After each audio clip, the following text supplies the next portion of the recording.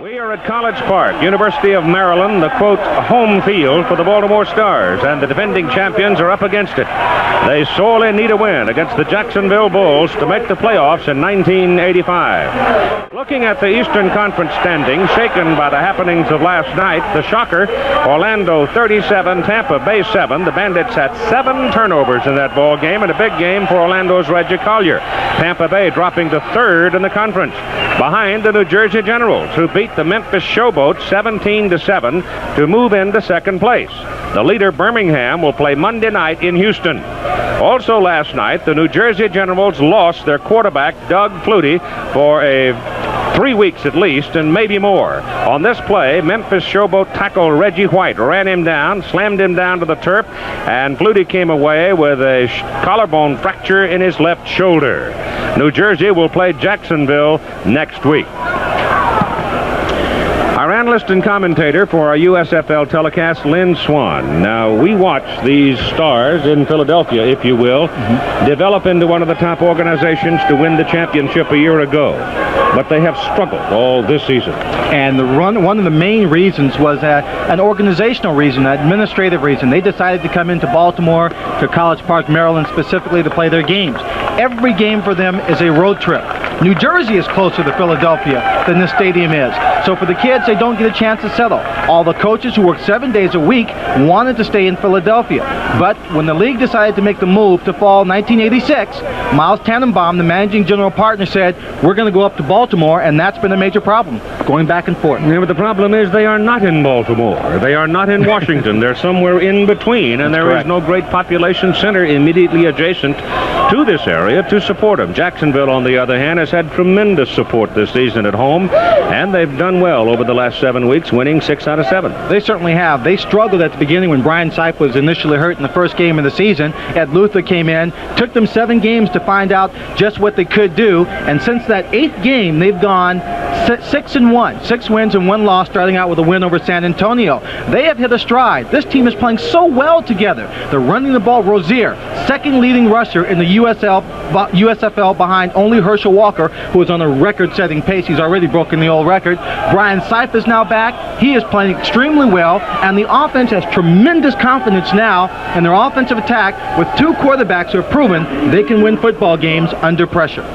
But the Baltimore Stars, on the other hand, have shown the capacity to rise up and do well in games that they had to win, even though they've only won 2 in a row, no more than that this entire season. But if you're defending Jacksonville today, who do you gang up on? Mike Rozier on the ground or Brian Sipe in the air?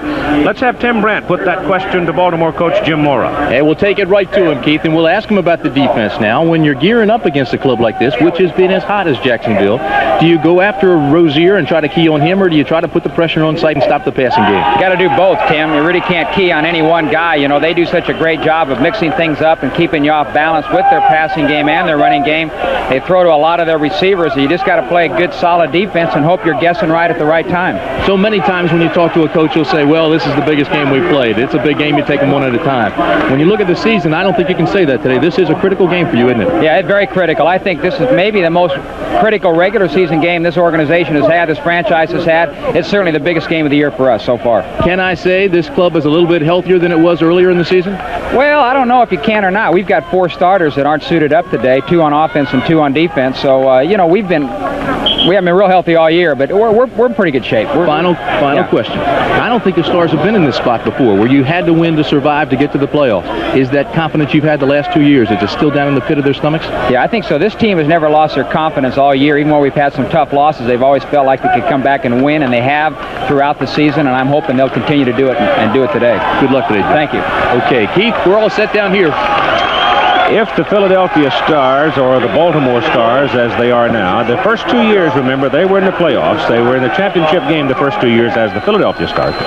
But if they should win today and win another game, I still say it takes 9 wins to get you in the playoffs. And if they make it, they will be the only franchise in the entirety of the USFL to have been in the playoffs and been involved in the championship hunt 3 straight years. Well, with Memphis losing last night to New Jersey and with Tampa losing an unexpected, a very big upset to Orlando, that really tightens up the Eastern Division, so that makes that 9 number you mentioned 3 weeks ago pretty darn good. Yep.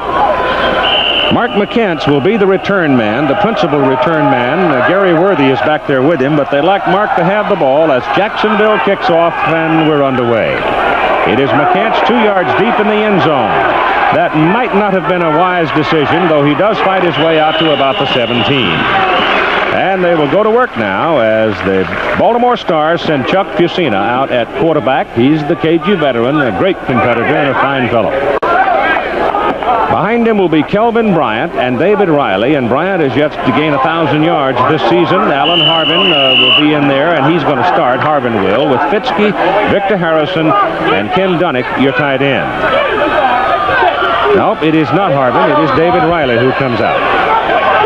Ball is out near the 18-yard line as they play on Mother Earth here at the University of Maryland Stadium. In College Park, the ball goes to Kelvin Bryant. There was nothing there for him. Number 91 got good penetration. Bob Clasby out of Notre Dame making his second successive start, and he was there in a hurry. The offensive front for the Stars, Conwell, Gilbert, Oates, Comiskey, and Eatman. It was an offensive front that blew most everybody away during the first 2 years of the USFL, but that has not been the case in 1985. I think the defensive lines across the league have gotten stronger and have gone to playing more of a technical game against a very physical offensive line of the Stars.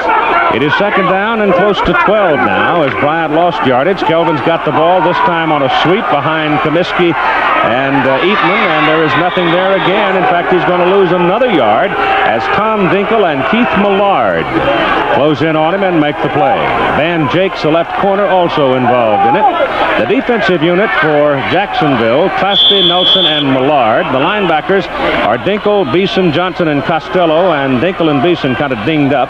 The secondary, Jakes, G, Batiste, and Donald Dykes. Batiste starting ahead of Joe Johnson, who is injured and will not play today. The Baltimore Stars running about 44% on third down conversions, and that's what they're looking at right now. Third down and a long 12. Harbin is in with Riley. Bryant is out, and back goes Fusina to throw. He has time. His pass is away to Harbin, and Harbin is going to have a first down as he's able to get just beyond. Well, now hold on. I don't think he did. He had to get up to about the 28, and they're going to mark him a yard short. So he ran out of real estate for his final lunge and comes up what appears to be a yard short of the first down. Well, that's the overall philosophy in a third down situation of this nature, which is third and long. You don't mind them completing the pass. You give them your short pass, but make sure your secondary and your linebackers, like right there, are prepared to come up and make the stop short of the first down. Still creates a punting situation because you're deep in your own territory. Good numbers for Sean Landetta, who played at Towson State, not so far away from here. He, in effect, is at home. Terry Kemp is the deep man for the Jacksonville Bulls, and Landetta shoots it out of there. It's a good punt. And at the 25, Kemp gets away. 5, 6, 8-yard return for him. 48-yard punt and an 8-yard return. And the Baltimore Stars unable to produce a first down in their first possession. Brian Sipe will be at quarterback. Larry Mason and Mike Rozier line up behind him. Alton Alexis, Perry Kemper wide, and a very good tight end receiver, Mark Keel. He is the top tight end receiver with Gruber, Anderson, Tennyson, Turner, and Richards, the big guys in the trenches, and they've been getting better and better and better, and that, as much as anything, is part of the success story for the Jacksonville Bulls.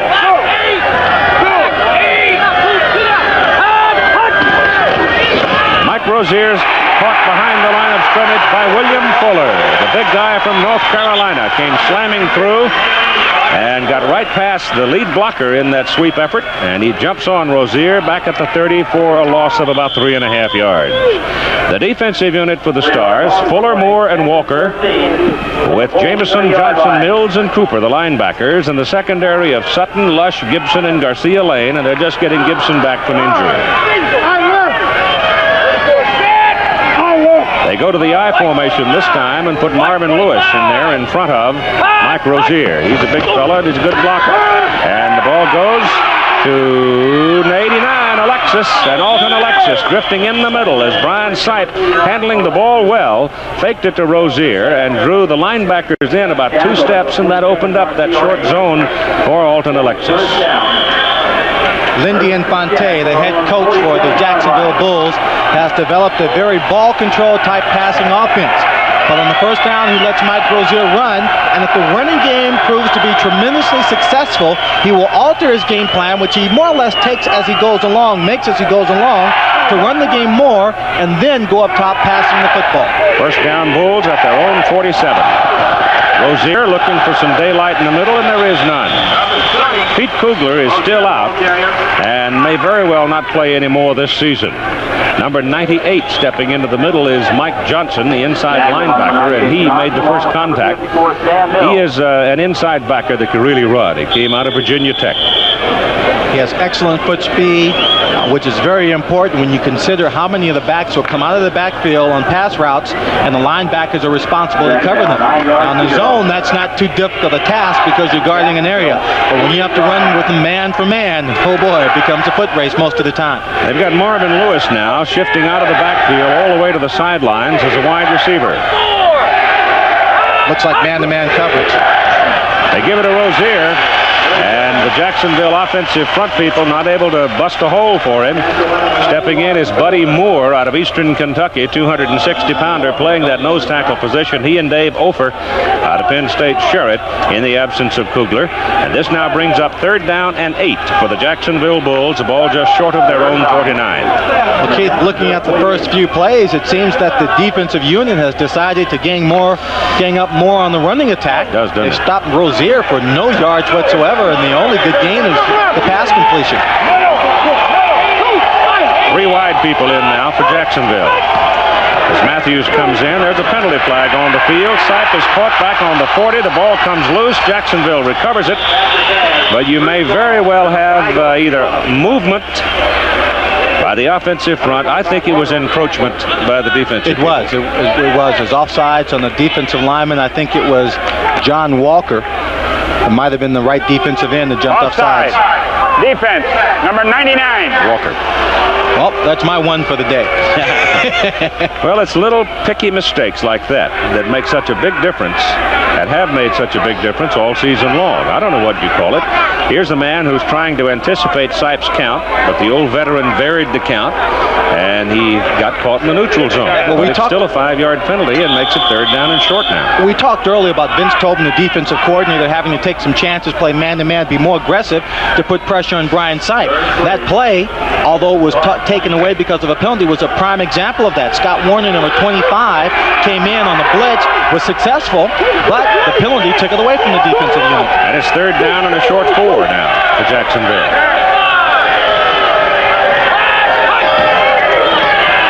Brown gets it up on a lob down the sidelines for Alexis, and it is incomplete. Defending all the way is Garcia Lane. And Alexis, in fact, had to turn into a defender to keep Lane from intercepting. And back upfield, there's a penalty flag again. Roughing the passer. We'll take a look. Number 25, Scott Warner, was going around the outside. Number 99 was John Walker, who was going in to make contact on Brian Sipe. But this is more like the old alley-oop pass you may have seen years ago thrown to RCO and to the 49ers. You throw it up, hope that Alton Alexis can out-jump number 47, Garcia Lane, to make the great play on the ball. That time, Garcia Lane had position, and Jim Moore, the head coach for the Philadelphia Stars, there in your picture, is not upset with the play of his defensive unit with the penalties. Walker 2 times in a row.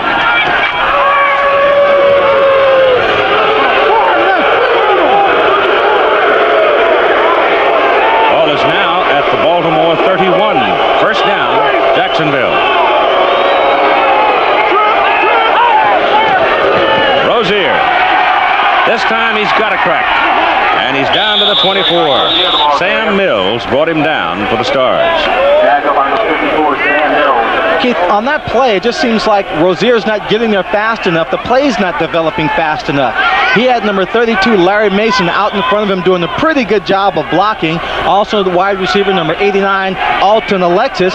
But Rozier was so far behind the play that he just couldn't get there to take advantage of the blocks. Well, the blocks are being thrown now. Watch, you see the bodies on the ground there.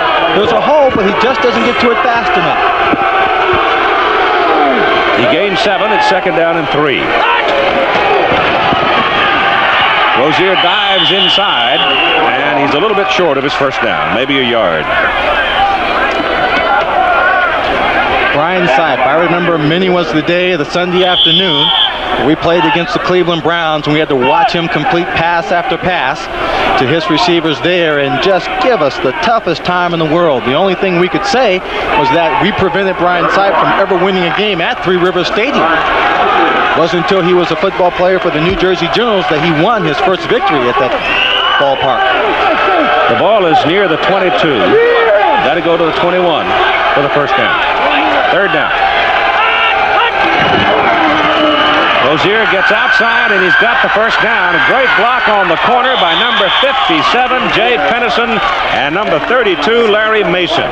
Excellent block. The key to that whole play was the fact that the offensive line pulled out, but number 32, Larry Mason, first-year player, came out, second-year player, just came out, makes a great lead block. There's one good block on Sam Mills, but there's a block right there on 25, Scott Warner, that sprung Rozier to the outside. He picked up the first down, which was the main objective, and more as he took on number 27, Mike Lush.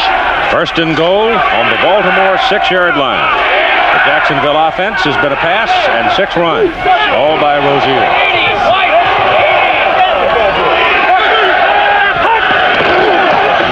Rozier bangs into Mason and is caught. Falls forward to the 5. William Fuller. They tried to knock him out of there, but the big guy wouldn't have it and plugged up the hole. Had a little bit of a problem in the backfield. Brian Sipe is going to slip a little, but look how far he has to reach out to hand this ball. When you have to reach that far and you see him running into 32 Mason, it means that either the running back went too wide on the play or you slipped and didn't get there fast enough. I think in this case, Rozier went too wide because the hole opened up tighter in that line of scrimmage.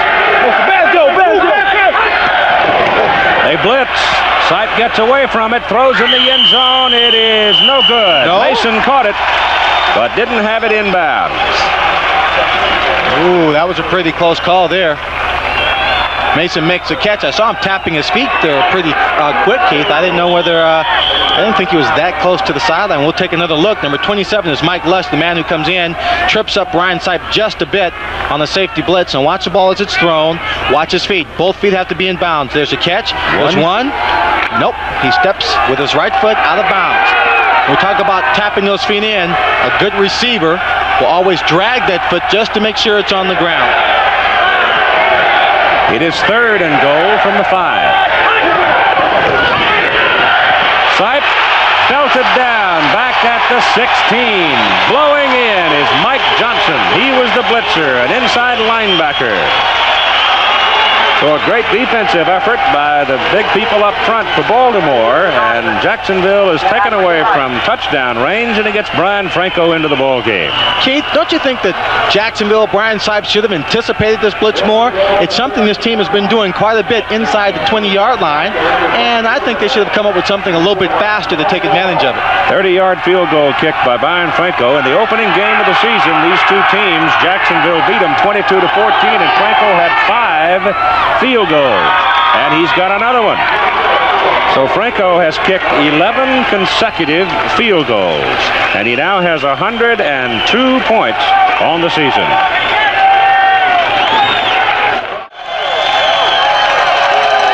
The crowd is not large, but it's an enthusiastic bunch. That gentleman right there has sort of taken over the job as the unofficial cheerleader.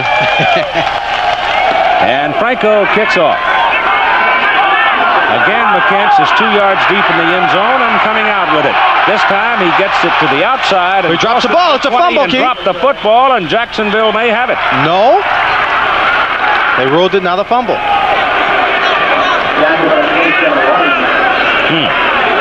Looked to me like it came loose. McCants, who's had trouble with that ankle all year, apparently has sprained it again. Now let's watch where the ball is. Number 20 has it. Goes Ball's down. Loose. That's a fumble. That's a fumble. Well, that is a fumble.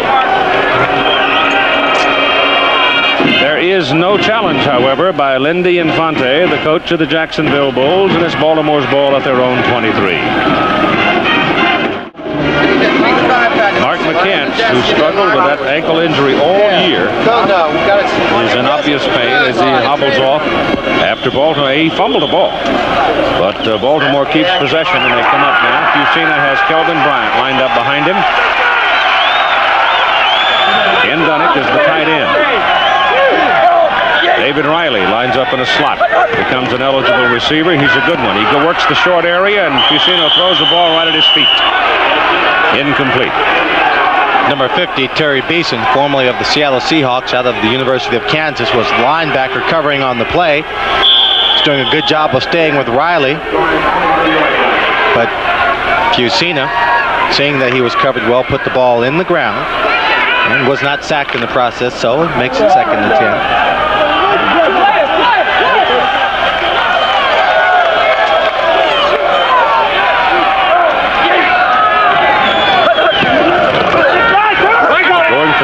This entire series, the pass this time is caught by David Riley as he comes upfield and brought down by Tom Dinkel, but he'll have about 7 yards on the catch. So they'll be looking at 3rd down and short. Their crowd is not particularly large. Matter of fact, the comment earlier was the game might well be played in relative anonymity. And an interesting thing this morning, I listened for 4 hours to the local radio stations in Washington and the area. They talked about a lot of different things that are going on around this part of the country, but not one of those radio stations mentioned this football game. Not one.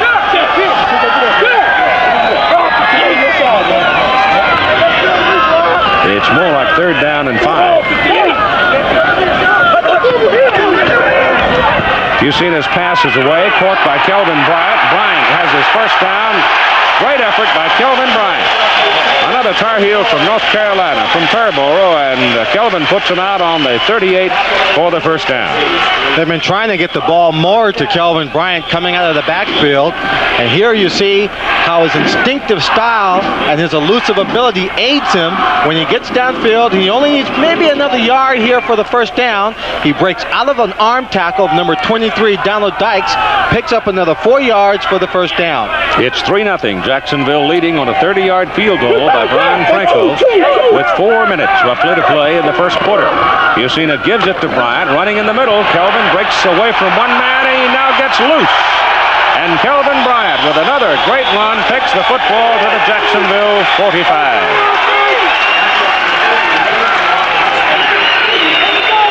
That is what Lindy Infante has to worry about with Kelvin Bryant. He's not having the best year. He only has 869 yards coming into this ball game. But watch what he can do. He's trapped, goes to the outside, has to hurdle over his offensive lineman, number 63, George Gilbert, and makes a tremendous gain on the play. By all right, he should have been stopped here. Number 52, Beeson, was blocked out of that play, or excuse me, Tom Dinkel, by one of the linemen. Chester Gee comes over, number 26, and is in on the tackle. Bryant is out. Harvin is in replacing him. Fusina goes to the pass on first down. Dunnick steps out of bounds just over the 40. So that's a gain of about 4.5 yards. Steve Folsom, who had been the starting tight end for 2 seasons for the Stars, has been injured virtually all season long. Kelvin Bryant, Keith, has come in and out of ball games a lot, as we see the score on Thursday. The Denver Gold beating the Express 27-20 in a game that was the last game in the Coliseum for the Express. That New Jersey beating New Jersey beating the Showboat 17-7 without the services of Doug Flutie. 2nd down and 6 as Fusina swings it out to Riley. David looking for the first down, and he has it. As he just planted himself, put his head down, and ran between 2 defenders, taking the ball down to about the 33 of Jacksonville. Couple of other games, and this was the big shocker last night as Orlando beat Tampa Bay 37-7. The Bandits had 7 turnovers in the ball game. Big game for Reggie Collier, but they had an emotional ball game last week, overtime against New Jersey, and I think it's indicative that when your depth is not there, it's hard to go to that adrenaline well too much. Arizona beat San Antonio last night. Kelvin Bryant is back in now and has the ball as he looks into the middle on the first down play and gets inside the 30 to about the 29. Keith, as well as Kelvin Bryant has played for the Stars over the last 2 years, and this is 3rd year, I sometimes have to wonder about his conditioning.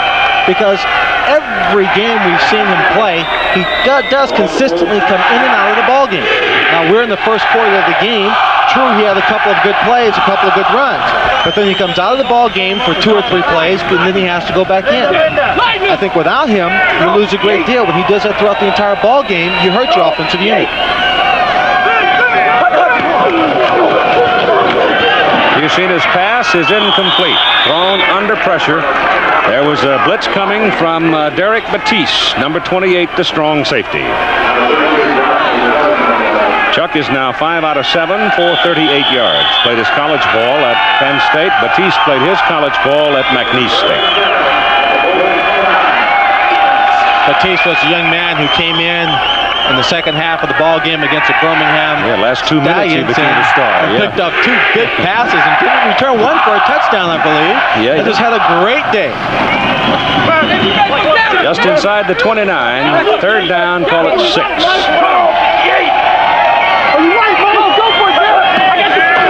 They're blitzing again. The pass is away and caught at the 25-yard line by Tom Donovan, who has come back off the injured list. And Tommy will put the ball inside the 25 of the 24. It was a blitz, and when you're playing a blitz, you have to have the tight coverage. You know the ball's going to be thrown quickly.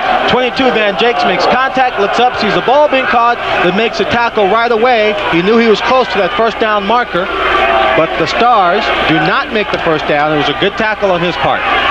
They need about 2.5 yards, and in comes Dave Trout.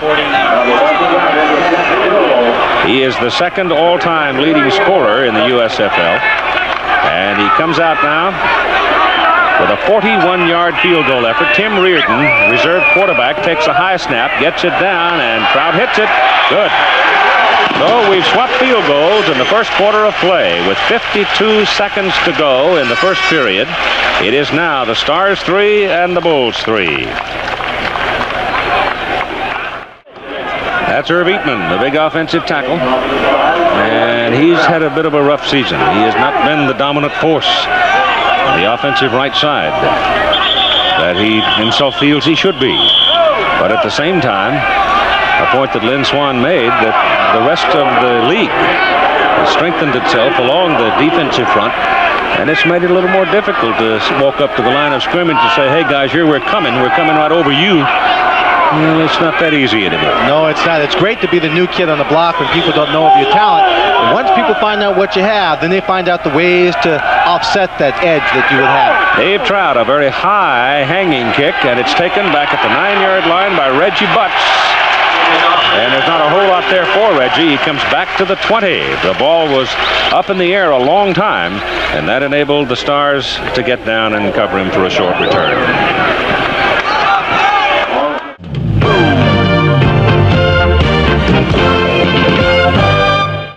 Brian Sipe throws out of the backfield to, my goodness, Mike Rozier, and Mike looking up the field for some place to run, and he had some room, dropped the ball. Well, Mike should have hung on to that one. One of the great things about having that short passing game when a runner who is capable of Rozier being able to throw him the short pass and get him one-on-one with a linebacker. Rozier came into this game with 34 catches on the season. He's a good receiver, not a great one. Had some problems with his hands, but I talked to him early in the games that his hands are fine. They're all beat up like they were in the middle of the season. 2nd and 10 from the 20.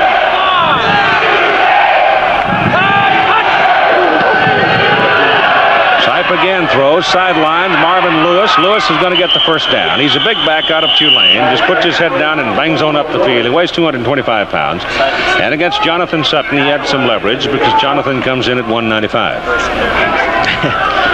Lewis got the ball, Keith, on the little quick screen on the sideline. He's looking downfield like he wants to put a move on someone, really just running in place, looks at the first down mark and says, well, now I know where I have to go. It just ran straight down the field. Well, a lot of coaches like north-south players, don't they? Yes, they do. The best kind. 32-yard line, first down.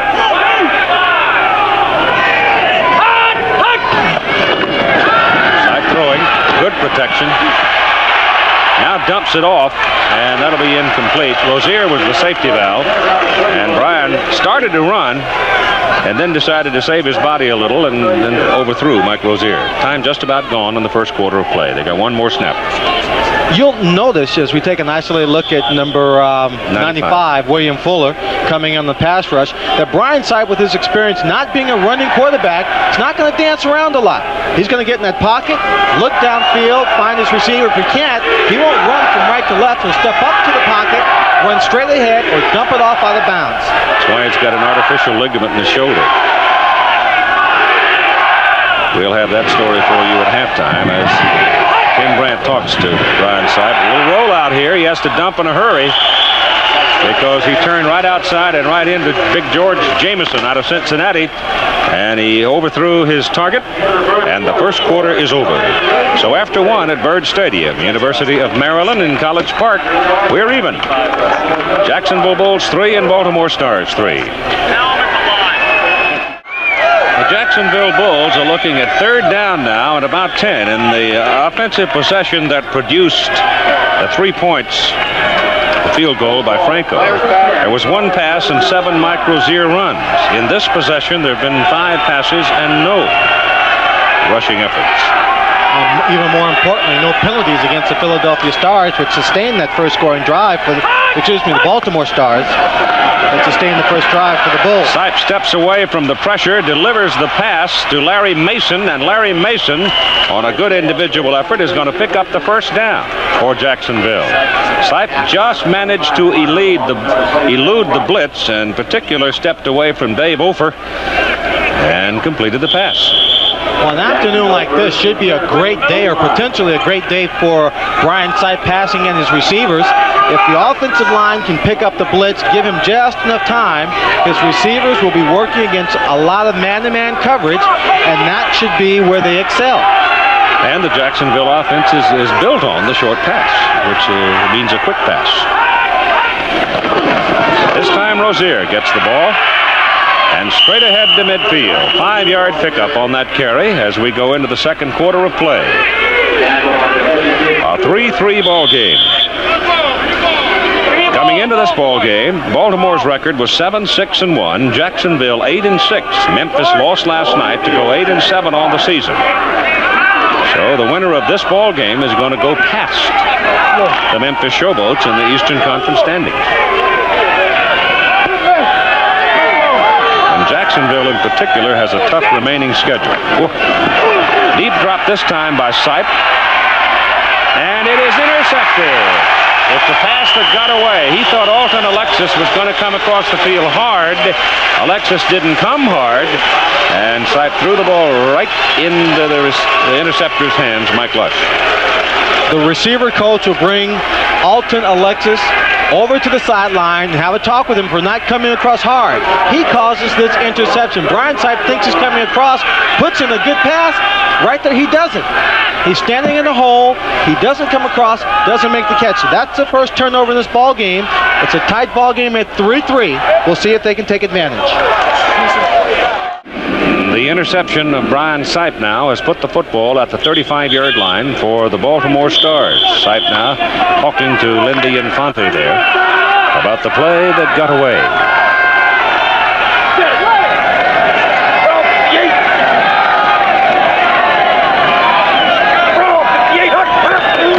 Fusina going to throw. Chuck drops it off on a screen to David Riley. 2 blocks and Riley's got a first down as he goes across the 45 near the 46, and they tipped him up just at that point. Otherwise, David might still be running. Mike Lush, the man with the interception. Here he is with Tim Brandt. Mike, you've been coming with blitzes. You've been trying to give them different looks. Tell me about the interception. Well, it was basically just a cover 9 defense, which is a very basic spread out defense, or really our basic defense. And they had 2 guys come across the middle. Usually you have a guy in the middle and a guy in the post, but they didn't come with it that time, so I could jump up on it, and it worked out for the best. Swanee looked like, or was talking about Alexis not really cutting it off and coming across the middle hard. Could you see that? Yeah, I did, but you know, wide receivers, as one should know, aren't real happy about going across the middle in those routes, so I'm sure he get hit. So I think he should kind of have a good feeling about that, but that's probably why he probably was afraid to get hit. I love it. Good job, Mike. All right, Swanee, what do you say? Well, he's right. A lot of receivers don't, but the good ones always do as a timeout is taken on the field. Well, the Stars take take the timeout with 12:31 to go in the first half. 3-3 ball game. It is first down Baltimore, just over their own 45-yard line. 3-3 ball game.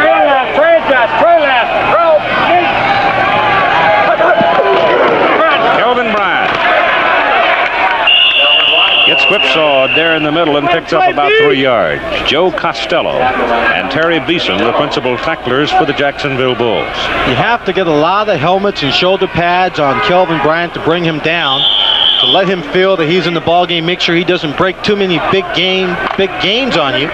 He only looks like he weighs about 190, 195. I saw him getting dressed in the locker room, but he's actually 206 pounds and didn't seem to have an ounce of body fat, Keith. Long-legged fellow. Busina back to throw. Chuck gets some heat, gets away, throws it and bounces the ball in front of David Riley. So it'll be third down and 7. It was Tom Dinkle, number 52, who was applying most of the pressure, along with 65 Bob Nelson, the nose tackle.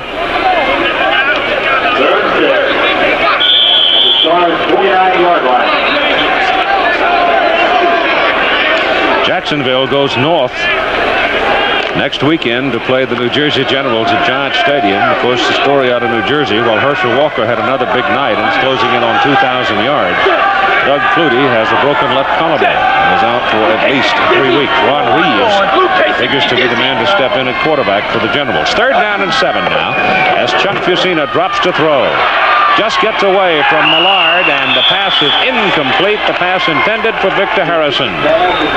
Mike Thomas was the man covering on the play for Jacksonville, and that brings up the punting down.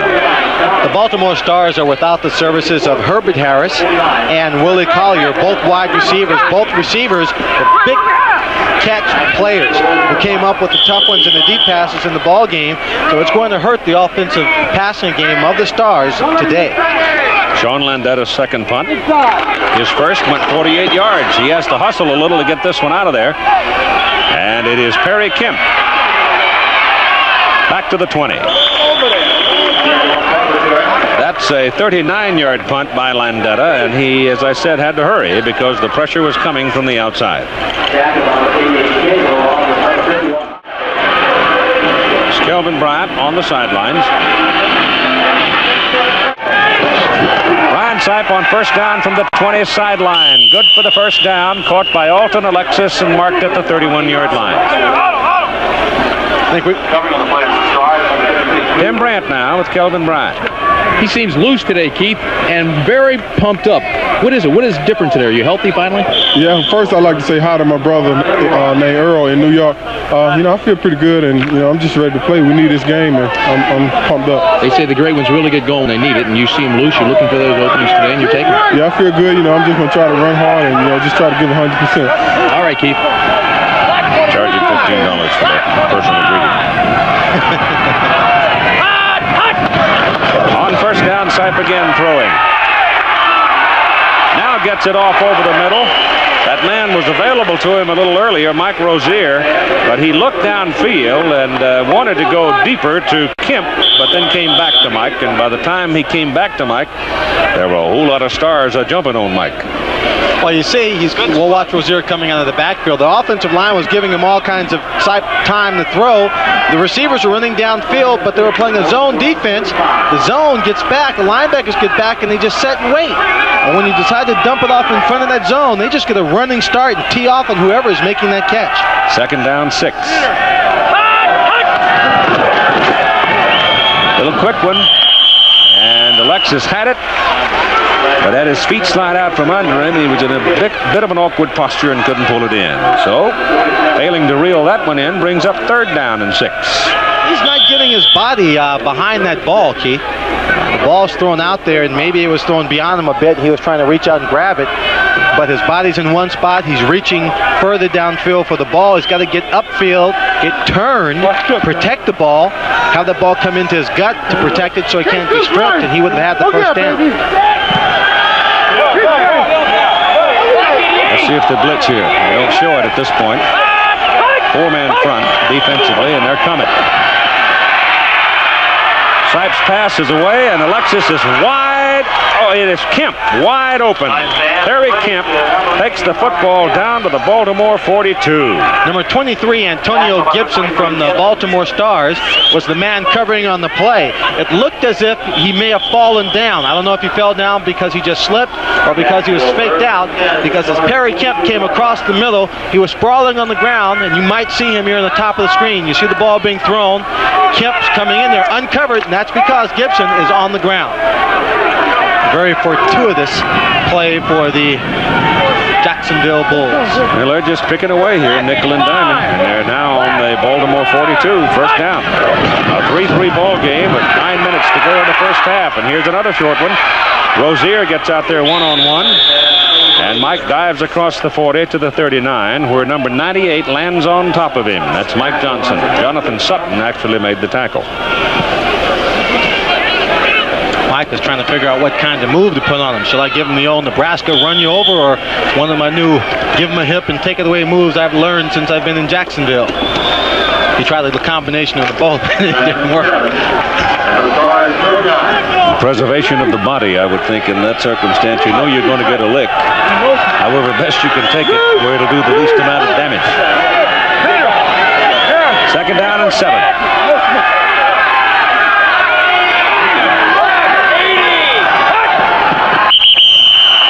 Uh-oh.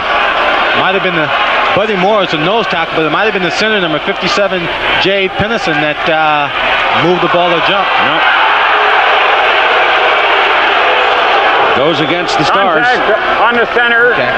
Defense, number 91. Ted Humphrey, the referee. Dave Foley, the umpire today. Head linesman is Bob Walker. Line judge Larry Hill. Back judge Dick Eichhorst.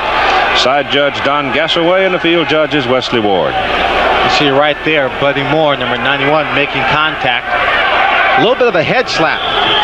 Head slap actually is outlawed. It's not a legal move, but many of the players still use it.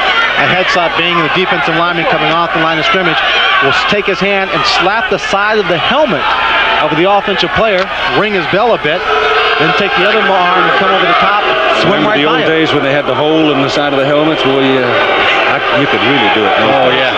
Boy. Stick a finger in there and grab onto it. Rocco. Second down, 3. Rozier up the middle for the first down.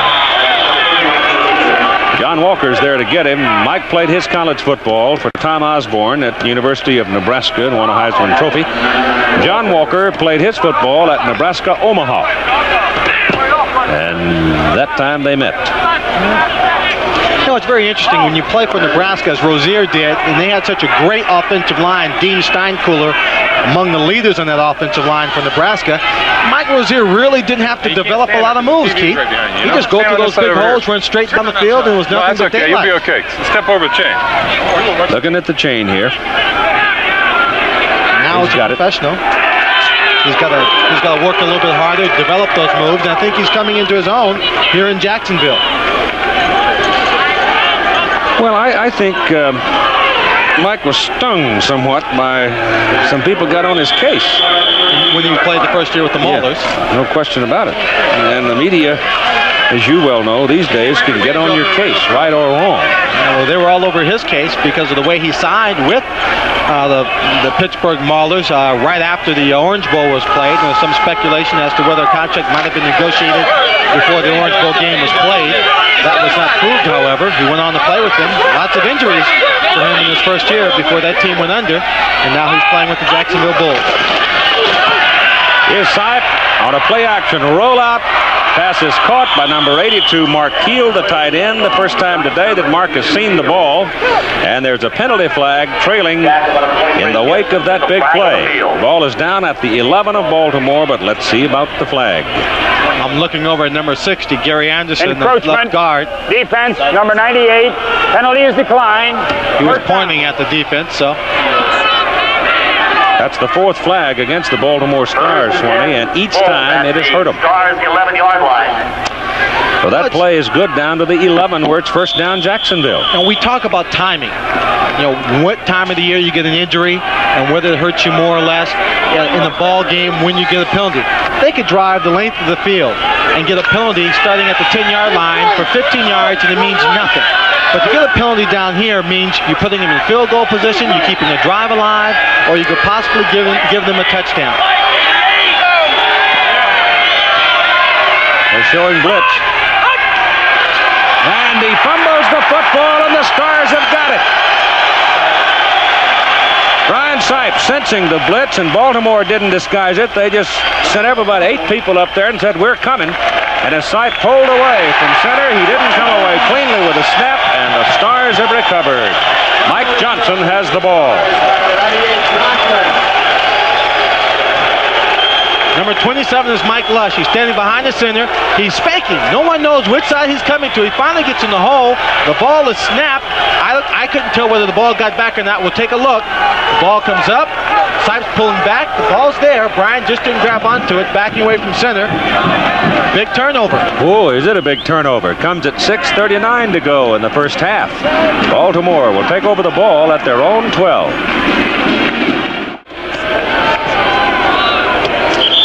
Breakdown of the yardage total so far in the ball game. Jacksonville going to have an edge at halftime in possession, but they have just committed a big turnover here at the ball. First down at the Baltimore 11, and now the Stars have the ball at their own 12. And Chuck Fusina pulls the trigger. Down the middle, Dunnick, the tight end. Oh, look at this. He butted heads and picks up another 2 yards. Those big old tight ends sometimes are not willing participants. They'll lay a lick on you. And Chuck Fusina took a pretty good lick himself, and you've got a penalty flag for roughing the passer against Penalty Jacksonville. on to the end of the play. I think that was number 93. Keith Millard. Keith Millard. He's a little hot, you know. He missed a practice and got himself suspended for a game, and he's come back with a little temper this week. Yeah. We'll see him coming in from the left side of the screen. He called the coach about 2 o'clock in the afternoon to tell him he wouldn't make it. That was after the team was already on the practice field. A feisty young man out of Washington State. Thank you. At the 40. It's first down.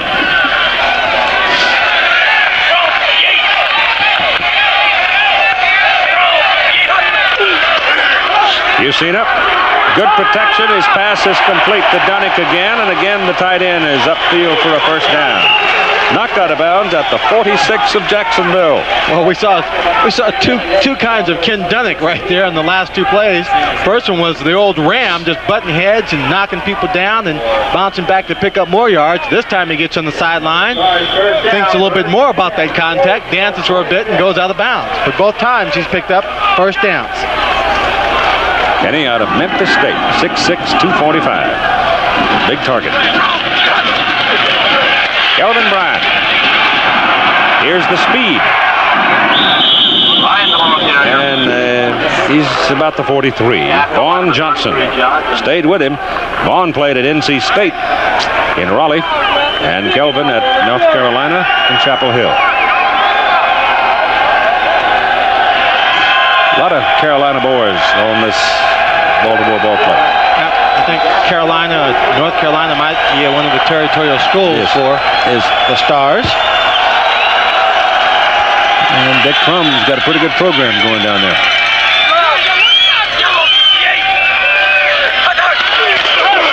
Bryant again.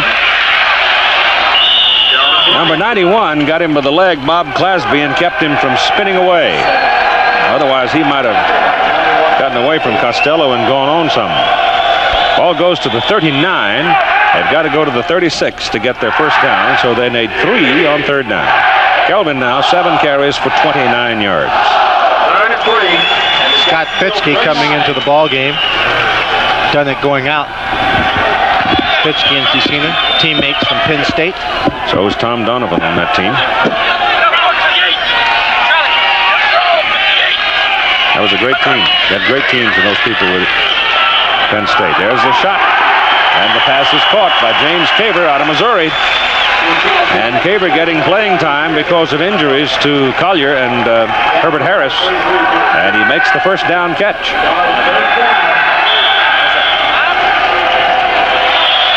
Caver was in their training camp, was waived earlier. Then they brought him back. Coaches still keep a list of all those players that have come through their training camps that might have some talent that can help the ball club just in case of an injury in the season, so they can bring people back that know their system. James Caper, one of those players. First down, they've got Bryant out. Fusina going to the air deep. Dropped it. Victor Harrison had the ball on his hands and was a full stride in front of the defender, Donald Dykes, and he dropped it. Donald Dykes did two things wrong there, Keith. Number one, he let him get inside with great position to run straight down the field. Number two, he just let him outrun him. He took off, ran away from Donald Dykes, number 82, Victor Harrison, but when the ball got there, and he thought it was money in the bank, well, his check bounced. And it's 2nd and 10. That was not, in any sense, should not be charged to Fusina because he put it right where he had to put it. Just as Brian Sykes' interception shouldn't have been charged to him. That pass is thrown a little bit in front of Ken Dunnick, the tight end, and he can't hang on. I'll tell you right now, you send Dunnick, the tight end, 6'6", out there against Batiste at 5'9". There's Willie Collier, who will not play. He's been hurt for some time. He has a broken collarbone, fractured collarbone. Same injury that Doug Flutie sustained. When you talked about Doug Flutie in his absence, Keith, one of the things I think that is going to soften the blow of not having a Doug Flutie there is the fact that they rely so much more on Herschel Walker. Herschel can keep running for 200 or the high 100-yard games. Won't make a difference who's handing the ball off to him. That's right. 3rd and 10. That's Riley, and he should have his first down. He does. David Riley is a tough man. He gets out in that open field, and he picks up the first down for the Stars at the Jacksonville 21. There are 3 defensive players for the Jacksonville Bulls, all 3 of them lying on the ground, trying to make that stop. One was number 20, Rodney McMillan. The other, 49, Mike Thomas. And the third player, I think it was number 22, Van Jakes. As Riley caught the pass on the play, a safety valve receiver just cutting back, making them knocking each other as opposed to him. First down. Bryant. Look at that second effort. That's close to another first down. You will not arm tackle him. That was superb blocking by his offensive line. Look at the wall. He comes in, runs into the back of one of his offensive players, but then look at the wall of red jerseys right there that he cuts back. It's a wave of bodies that he hides behind in his cutback. That's superb blocking out in front. Take another look from our end zone camera. He goes to the outside, decides to cut it in, but look at the way they're driving the defensive personnel back. Have them all huddled in one area, then he cuts back to find the open room. And they're just short of the first down. Bryant now with 39 yards, and he's the only man that's run the ball so far for Baltimore. They're about a foot short of the first down. That's number 69, Chuck Comiskey, out of Mississippi, third-year player. A mere 290. Just a mere 290 alongside Irv Eatman, who is just a mere 270.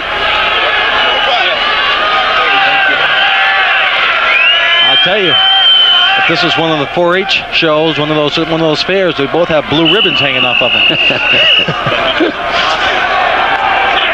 Second down and short gives Fusina some options here. Oh, he falls down coming off the snap, but he still has time to deliver the ball to Scott Fitzke. And Scott now is wrestled down at about the 6-yard line. That'll be a first and goal. This field is in much better shape than we saw it earlier in the year. But this field here at the University of Maryland is used also for lacrosse. In the middle of the field, it's worn completely out. It's all dirt, and that's where Fusina slips. Ball being thrown there.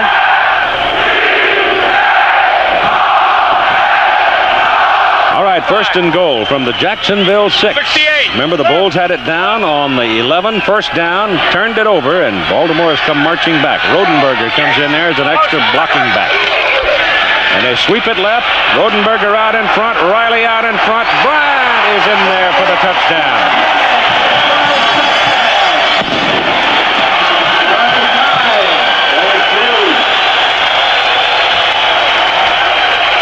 An old Jacksonville single wing power play. Well, he told Tim Brandt on the sideline that he came to play today. It was a big game that he needed to win. He is playing up to the level of importance that this game has for his ball club. It's only a 6-yard run, but he ran it strongly, had good blocking out in front, and for the last yard, just found a little hole between the two defenders for the score. 3:17 to go in the first half.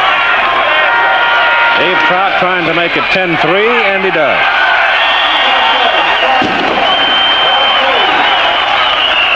A young man who got a penalty flag here.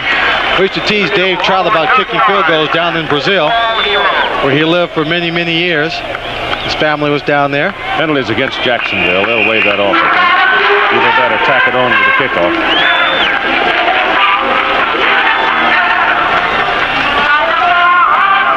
Point is good. Personal foul. Defense number 96 will be enforced on the kickoff. Mansell Carter flagged on the play. But again, to recapture the circumstance here, it's 1st and 10, Jacksonville at the Baltimore 11. Baltimore shows blitz, and Sipe fumbles the snap. Baltimore recovers and proceeds to go 88 yards in 11 plays using 3:22 off the clock. With a man in motion, David Riley out in front as a lead blocker. Kelvin Bryant gets the handoff from Fusina, follows his blocking to the outside, and for 1 yard, a short cutback as he high steps his way into the end zone for the first touchdown scored here this afternoon. You see it from ground perspective, the offensive line doing a good job, cutting people off on the inside, standing up the defensive lineman. Kelvin Bryant using his speed very quickly to the outside and in on his feet. Well, that was the playoff kind of a drive, wasn't it? It certainly was. The defense has been playing fairly well, giving up the ball or giving Jacksonville more of an opportunity to score because of penalties. They cut that out of the last drive, coming up with a big turnover. Then the offense took charge, marching it down the field. And not only do they come away with 7 points in the drive, but having used up 3.5 minutes on the clock, they've given their defensive unit a little chance to rest, so they should come out and play very aggressive in this series. Trout's kickoff is very, very high. Reggie butts at the 2 and runs hard, but can't pop through that little hole. He had a little bit of a breach behind his wedge, but just didn't have enough foot speed to get there in time. So the ball comes out near the 17, where it'll be first down for the Jacksonville Bulls. There's 3 minutes and 9 seconds to play in the first half. 10-3, Baltimore Stars lead. Baltimore coming in at 7-6-1. Jacksonville coming in 8-6. And the winner of this game will move past Memphis, a loser last night to New Jersey, and move on up into the standings. Virtually a must-win situation for the Stars. Here's Sipe, Harry Kemp, and his progress is good for a first down out to the 30. Clock continues to run. Get down to the last 2 minutes, of course. When he picks up the first down, the clock will stop. Jacksonville in its hurry-up offense.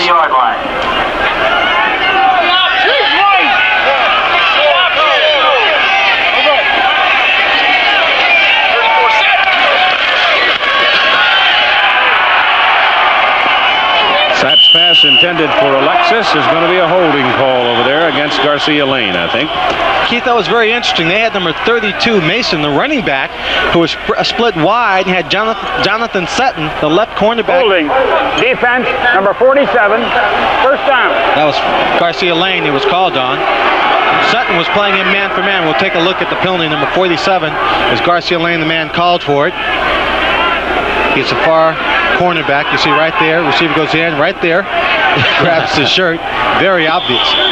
But Larry Mason, again, I was saying, covered man for man by Jonathan Sutton. I don't think Jonathan Sutton had a great deal of respect for him, Keith, because Mason took off to the outside and was wide open. Sutton just let him go. We've come to 2 minutes to play in the first half. Jacksonville's ball, first down at their own 35. Baltimore leads 10-3. The Jacksonville Bulls have all 3 of their timeouts remaining. There's a story on the yellow flags in the ball game, and those 4 have been expensive to the Stars, but they lead as a result of that 88-yard march by a score of 10-3.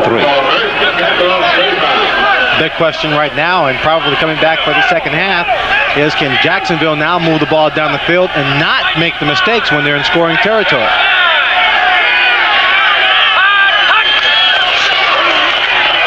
Slant, Alexis to midfield. In front of Garcia Lane. Now, when you're looking at a blitz all the time, that's the kind of play you have to come up with. Something that doesn't take a lot of time. You know the receiver is going to come in on the slant. You throw the ball hard and low. Receiver makes a catch. If the corner misses a tackle, he could run all the way down the field for the score.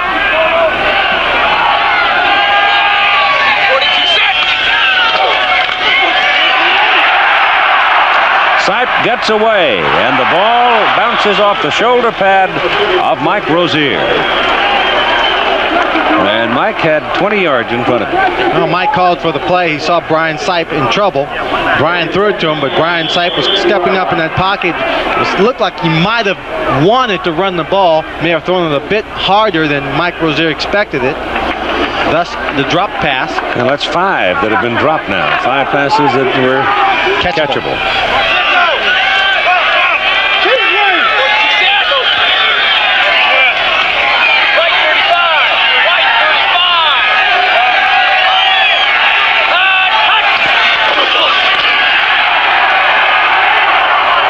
That's Kemp. Good for a first down at the Baltimore 37. So they're getting down now with 1:34 to play in the first half into Brian Franco territory. He's got a cannon for a leg over there, or a leg for a cannon. Keith, with the defense jumping around, they might blitz, they might not blitz. When they don't blitz, and after all the movements, what they're trying to hope for is a mix-up in assignments, blocking assignments by the offensive line, which might free one of the 4 people rushing. This time it is a blitz. And Larry Mason is the victim. And Brian Sipe calls timeout. They have 2 remaining, 1:21 to go, first half. He tried to get his running back into a position where he could possibly split the blitzers and make something out of it, but it didn't work. It is first down, Jacksonville. No, second down, Jacksonville. Let's see, Mason lost about 3 yards on that last carry. Back very near the 40. 1:21 to go. First half.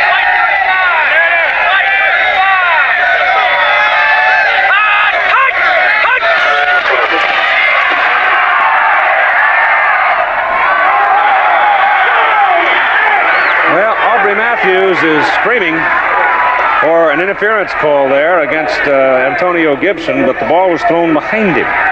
Ball's out in front of him, he probably gets the interference call. I concur with your comment, Mr. Jackson.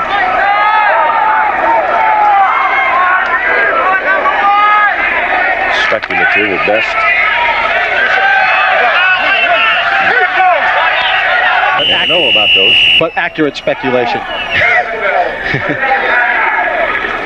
Well, Jacksonville has called the time now as Sipe took a look at the circumstances. With 1:16 to play, he's got 1 timeout remaining. He's looking at 3rd down and about 13 yards.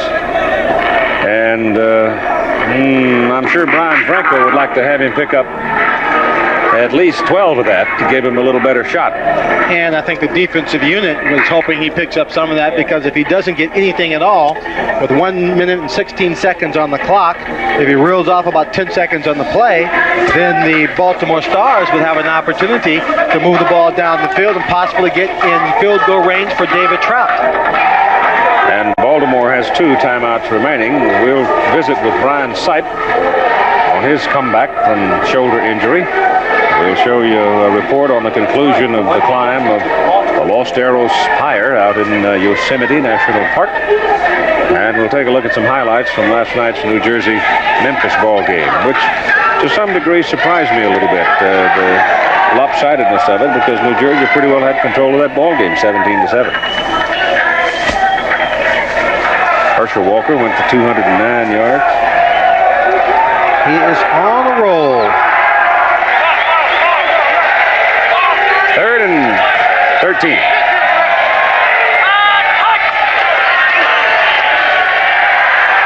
Sipes' pass incomplete for Alexis, and again a wide receiver slips going downfield. He was trying to curl back to the ball right at the marker in front of Garcia Lane, lost his footing. Lost his footing, couldn't continue coming back for the ball. No, they're not sending Franco out there. It's going to be Swider, the punter. Just outside of his range. Alexis and Garcia Lane having a few words out there, probably exchanging recipes for quiche. Well, they'd had to put it down on about the 47, so you're talking about a 57-yard field goal try, and that's, at this point in the ball game, the kind of a thing I guess you don't want to risk. Giving Baltimore possession at around the 40. That being the whole point of it, if he should miss. So Larry Swider will punt it, and Garcia Lane will receive it. And the Jacksonville Bulls going through the whole count and the full 30 seconds, hoping that somebody would jump a little bit and then get an offside call and move it down a bit. If they could have gotten a 5-yard penalty, I expect we would have seen Franco. But Swider takes the full count, and they'll back him up 5, and now he'll punt it. Now he'd better get off a good punt to try and back them up in the hole, not give them the opportunity to use the 1 minute 11 seconds to move down the field.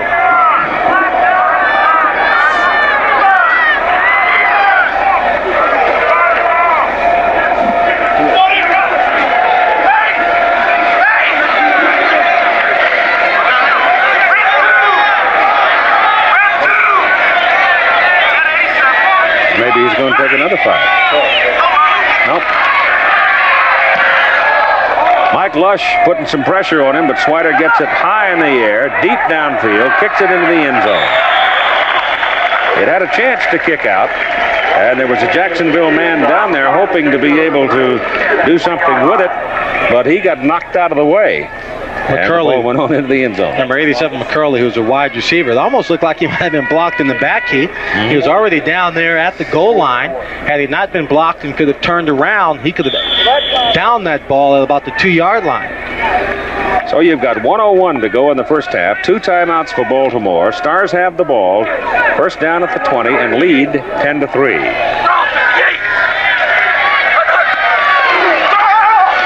Give it to Bryant. And Bryant a couple. Number 20, Rodney McMillan, effectively turned him back inside. Rodney out of Cal Pomona. Keith, here's where the Stars missed the services of Victor Harris and also of Herbert Harris. Little quick one over the middle.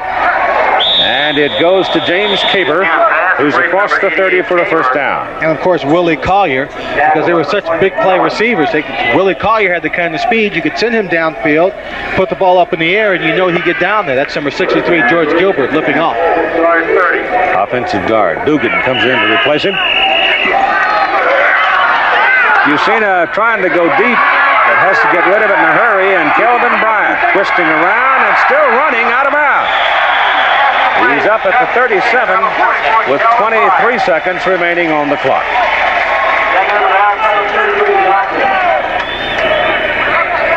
What if you took Kelvin Bryant and moved him up into a slot like the Generals do with Herschel Walker, put him out there one-on-one? Well, he's a pretty good receiver. He doesn't have the great moves. He doesn't have the same kind of moves that, let's say, Gary Anderson from the Tampa Bay Bandits has coming out of the backfield. But I think he'd do very well. But then he'd be going against their best cornerbacks, which would be a problem. But right now, he's out of the ball game. Harvin is in. And they've got 4 wide people.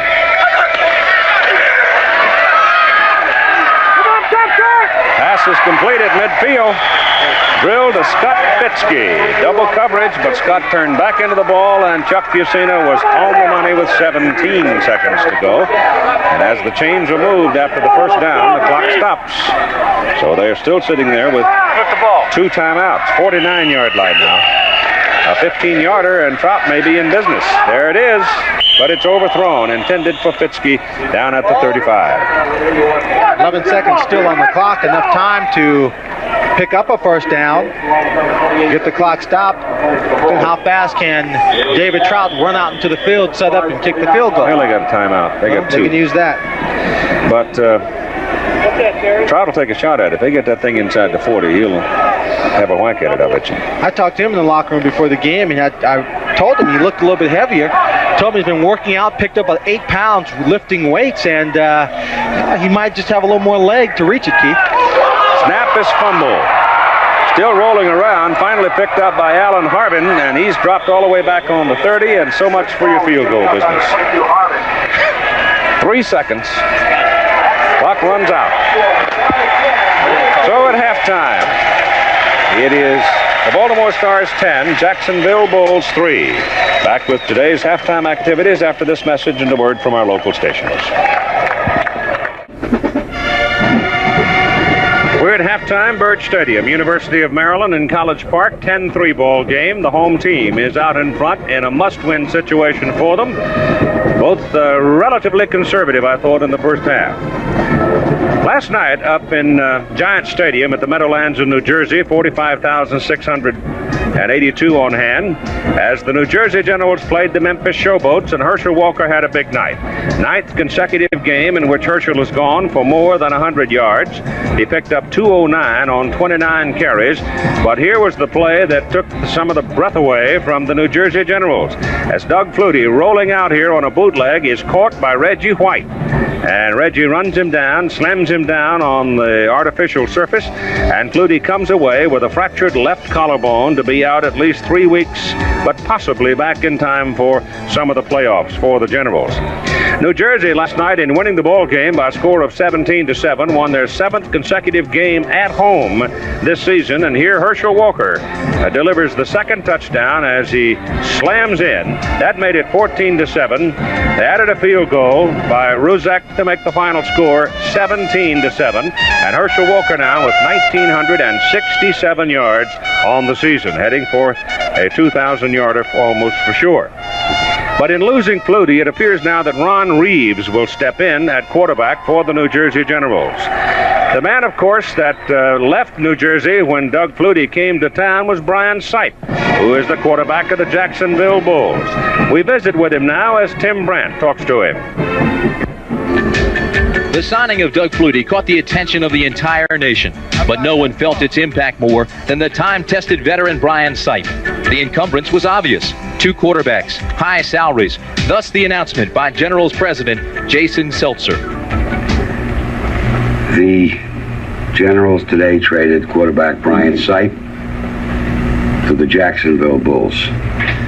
Sipe had come to the Generals hoping to change the 12 losses the team had suffered the year before. He did that. The former All-Pro from the Cleveland Browns took the Generals to the playoffs with a 14-5 record. He could have been bitter with the trade, but Brian was not. It really made a lot of sense to me. I'm familiar with the management, with the ownership up there. I know what their goals are and what they're interested in doing. There was a lot of fanfare when they acquired me, and they wanted to have the fanfare and hopefully the impact on the league that they had achieved the year before and the year before that with Herschel Walker, and Doug Flutie was really the only guy that could provide that. Sipe actually appeared relieved to get out of the limelight and immediately showed signs of feeling comfortable in the Jacksonville system. Coach Lindy Infante's offensive scheme needed the hand of the master craftsman. But in the first series of the first game, Brian got hit and severely separated his shoulder. After scouring the country for the best surgeon, he found Dr. Stephen Lucy. Dr. Paul Shirley and myself came to the conclusion that an artificial ligament replacement for this would probably be best, because whereas you and I, when if we do ever have an AC separation, we're not likely to get out and get nailed 4, 5, 10 times a game like Brian is. So we wanted something that we could leave in which would add support, and that's why we chose to go with an artificial ligament. The waiting was painful, and some doubted he would ever return. Brian had no doubts. I never doubted that I'd come back. I was just a little bit, I was upset that I was out of the game. I was excited about being here. I was excited about playing in Jacksonville for the Bulls. And all of a sudden I was on the sideline. I was going to be there for another 8-10 weeks. And that got to me for a while.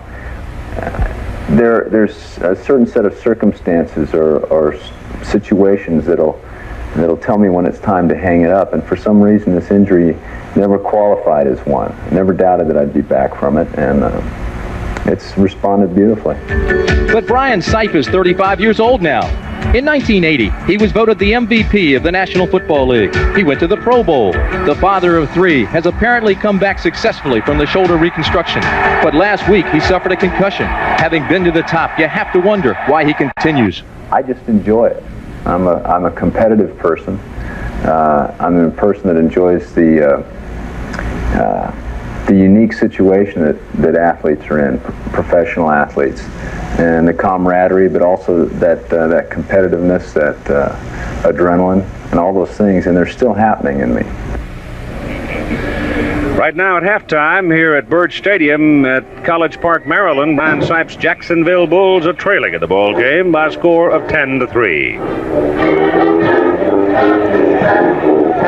It is a 10-3 Baltimore Stars lead now over the Jacksonville Bulls. Lynn Swan, and I thought both teams were about what you'd expect from the ordinary playbook, but I saw no special plays, no gimmicks. No special plays, no gimmicks. I thought they were also a little bit lethargic in their execution of plays, especially in the first period of the game. There seemed to be no fire for a game of great importance. Both teams were playing well except for the penalties against the Baltimore Stars that allowed the Jacksonville Bulls to go ahead and make that first field goal. They came back and played strong defense, but the mistakes then by the Jacksonville Bulls hurt them as they turned the ball over. And they turned the ball over, first down at the Baltimore 11, whereas the Stars recovered on the 12 and responded with an 88-yard march. And the payoff came on this run from 6 yards out by Kelvin Bryant. Kelvin, after helping with this drive all the way down the field, just follows his blocking along the line of scrimmage. They do an excellent job of getting out in front, using his speed to get to the sideline.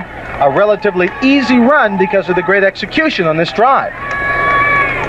Baltimore comes into this ball game 7-6-1. They're a road team. They're not really at home yet because they do all their work in Philadelphia. Then they come down here for the ball game. Everybody knows that story. Jacksonville, on the other hand, comes into this ball game at 8-6. It has been the feeling all along that 9 wins would get you in. Now, if Baltimore can win today, they go to 8-6, and Jacksonville drops into 8-7 with Memphis. But if Baltimore should lose today, then they got to go down to Birmingham for one thing, and play a ball game, which makes it very difficult for them. They're going to have tough schedules for the last part of the season. I think it just all boils down to what happens the last weekend in this third season, because everything in the Eastern Conference is going to be so jumbled up. You see the way that Memphis lost a game to New Jersey. We thought they would win. Tampa loses a game to Orlando, which has the worst record, save the one out in Los Angeles with the Express in the USFL. And if that continues over the next 3 weeks, I don't know what the picture is going to be like. Maybe 8 wins might get a team in. It might, but I really can't see. I think you got to have 9 just based on what we know. But the point is that the Baltimore Stars, if they want to remain a viable contender for a playoff spot, they've got to win this football game here this afternoon, and they do lead by 7.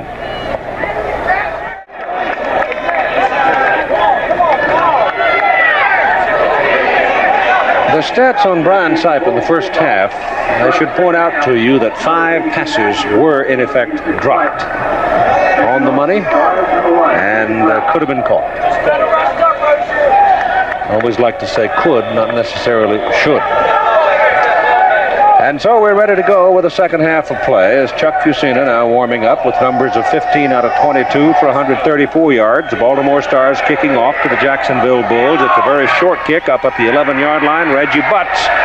And Reggie spends a lot of time running east and west. And that time he was able to get from about the 12 up to about the 21. The halftime stats, and you'll see turnovers played a role in the halftime score of 10-3. And that's a big difference in this ball game. Everything else is, as you see, very, very much the same, except for the time of possession, 3 minutes to the favor of Jacksonville. But that 3 minutes has been moving the ball between the 20s and not putting points on the scoreboard. They come out with Rozier and Mason and send Mason up into a slot. And Sipe, the quarterback, drills it to Alexis, and he had it at the 25, gave up a yard as George Cooper came out to help cover him. Out on the West Coast, Oakland and Portland now in the first quarter of play, and Portland, which upset Memphis a week ago, is now trailing the Oakland Invaders 7-0. That's the only other game going on today. Birmingham and Houston tomorrow night. Houston playing without Jim Kelly. On second down and about 7, Sipe drills the pass, and it's good for the first down. Alexis caught it, and it'll be out to the 34. He caught that ball right in front of number 56, George Cooper. Alton's temper is a little up there. He's catching balls, spinning on the defensive backs. I think it's a little carryover from the first half and the conversation he was having with Garcia Lane. Next Sunday afternoon, we will be back in Denver, Colorado. The Houston Gamblers and the Denver Gold, and that game will have some meaning in the Western Conference standing. Run and shoot versus run and shoot, or maybe it should be shoot and shoot, the way they play offense.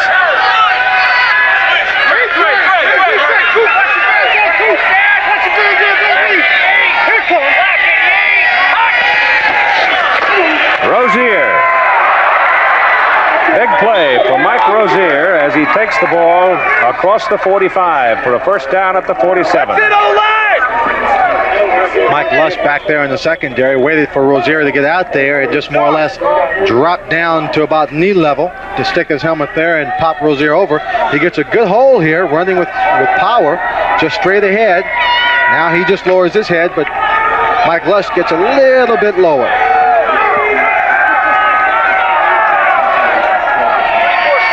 The pass has become the prime offensive weapon of Jacksonville, and Sipe staying with it. Down the middle, no. Penalty flag could be. It was Mark Keel, the tight end, downfield, and you get the flag. Could be interference. Number 98, left inside linebacker Mike Johnson was covering on the play. Everyone's taking a penalty against the Stars. First down. Mike Johnson out of Virginia Tech. It's a 15-yard penalty, though, not at the point of the foul. Okay, we'll take a look at it. Number 98 Johnson is a linebacker. Ball's in the air. You see the contact being made. Ball was That's not a 15-yard penalty. That's a 5-yard penalty they've given. Yep. You see a better look right there. The contact being made. Just kind of reached over and grabbed him. He had a good chance still to make the catch on this ball. Jacksonville first down, Baltimore 48-yard line.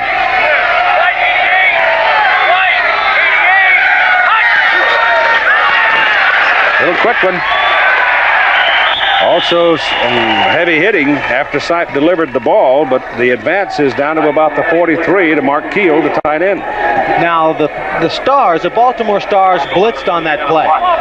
The ball was marked at the 40, just about the 48-yard line in Baltimore territory. Now once you get into that end of the field, that's when Baltimore starts taking its chances. They won't blitz you and come after you when on the minus side of the 50. They'll wait till you get on that side, then they'll start coming after you. So I think you have to see Ryan Sipe, who will start looking for the quick passes to his tight end, the blitz-controlled routes, or the quick running plays up the middle. Mark Keel gets away and goes inside the 10-yard line. Well called, Mr. Swan. Well called, I should say. Sam Mills finally ran him down. Well, 9 years of getting my head knocked around. I'll account for something in situations like this. Mark Keel doing a great job. Just blitz control route. Here's the blitz. Brian Sipe just dumps it off. And the key is he makes Lush miss on the tackle here. When he turns around, it's open field, and he goes 35 yards to put the ball at the 8-yard line of the Baltimore Stars. Hitting for the tie. Baltimore leads 10-3. Jacksonville first and goal. Rozier to the 6. Who was that got him? Number 95, William Fuller. Just tripped him as he came bounding in. That trip means he only gets a 2-yard gain. Had he not been tripped up, Rozier may have well been into the end zone. Yep, he had some daylight. As you said earlier, the reason for running the quick running play up the middle against the blitz is in the hopes of getting the runner past those people who are coming after you in the gap So quickly, they can't make a play on you, and you're by them with lots of room to run. Second and goal. Baltimore shows blitz. They're coming. Pitches to Rozier. Sweep left. Line of scrimmage, that'll do it. 56. George Cooper spoiled it. Walker sealed it. 56, Cooper and Walker did a great job of flowing to the outside. Lateral speed, that's an example of it. When coaches are testing players, trying to figure out if they can play the game at certain positions, they want to know how fast they can move from side to side while still facing forward. Important quality, talent to have for a defensive lineman, defensive linebacker, and you saw it there.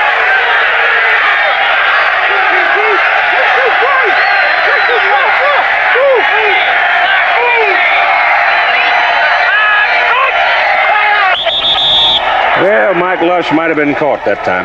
Mike Lush was almost in the backfield by the time the offensive lineman moved, and I think that was Gary Anderson. Ball start, offense. No, they call it the other way. Still third down. You can't always see that lineman, offensive man, moving there, and I didn't really see him because the minute Mike saw him, he bolted in there. I think that's number 76, Roy Simmons, who came in for Gary Anderson. There he is. Well, I don't know about that. That's close. Looks to me like Lush was already in there. We'll take a look. There's Lush. We'll see where the movement is. Lush is coming across. Yeah, I guess he came up. He lifted early. Lush was not in the neutral zone. That is the line of scrimmage, and where if he were there, he would have been called for offside. Comes back to the 11 where it's third and goal.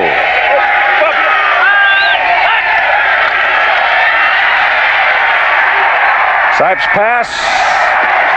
Thrown away. He had nobody really coming open to him. Alexis was starting to come open, but by the time he had made his break, the ball was gone. So in comes Brian Franco. 8:48 to go in the third quarter. And I would just remind you one more time that in the opening season win, 22-14, Jacksonville over Baltimore, Franco kicked 5 field goals. His first one today, and only one try today, was from 30. Good.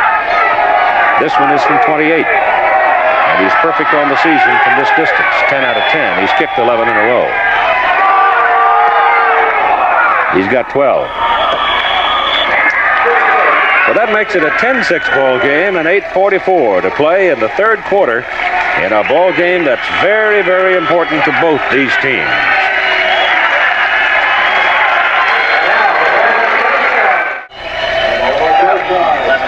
The young lady sheltering her noggin from the warm sun. It's a hot and muggy day. Very summer-like day.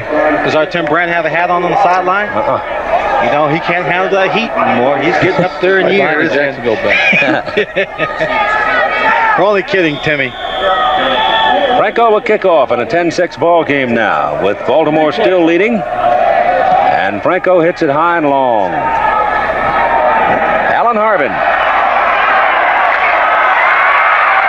And Harbin, who is a good north-south runner, comes banging his way out to about the 23. And that leaves 8:35 to play in the third quarter.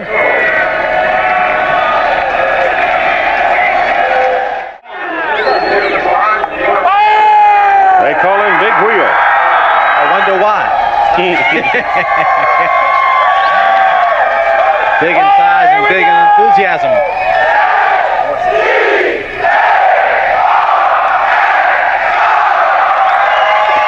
That's the sort of a thing that came from Wild Bill. He works the Orioles games, cab driver. Here's Fusina. Lob down the middle to Kelvin Bryant. Good speed, outruns one and goes out of bounds right over the marker, but just short of it. Dan Jakes just got him out of bounds. The other pursuer, Batiste, just didn't have enough speed to get him.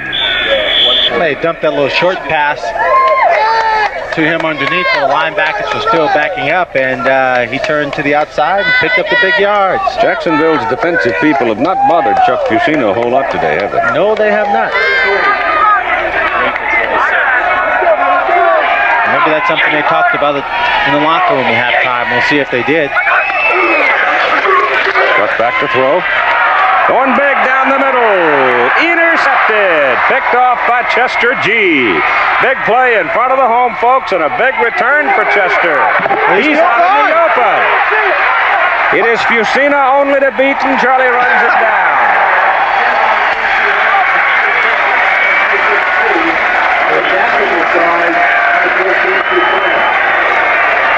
The pass was intended for Victor Harrison. G cut in front of him and brought it back 43 yards. Playing back deep in the zones. Harrison was going on the post pattern. G was just waiting, playing center field. Was watching Fusina all the way. That's the ball was thrown. He drifted over. He goes up in the air. The receiver should go up in the air at the same time, knowing that there's someone back there. Now he begins his fancy footwork, and he's not half bad, except for we know Chuck Fusina doesn't have the greatest speed in the world. We're going to have to talk to Chester G about his conditioning here. Yeah, but I tell you, old Chuck's a competitor. When he has to do something, he'll die trying, I'll guarantee you. 28-yard line. Back goes Sipe, trying to cash this in. Pass is caught by Perry Kemp. Ball is loose. Is it a fumble? No, it's an incomplete pass.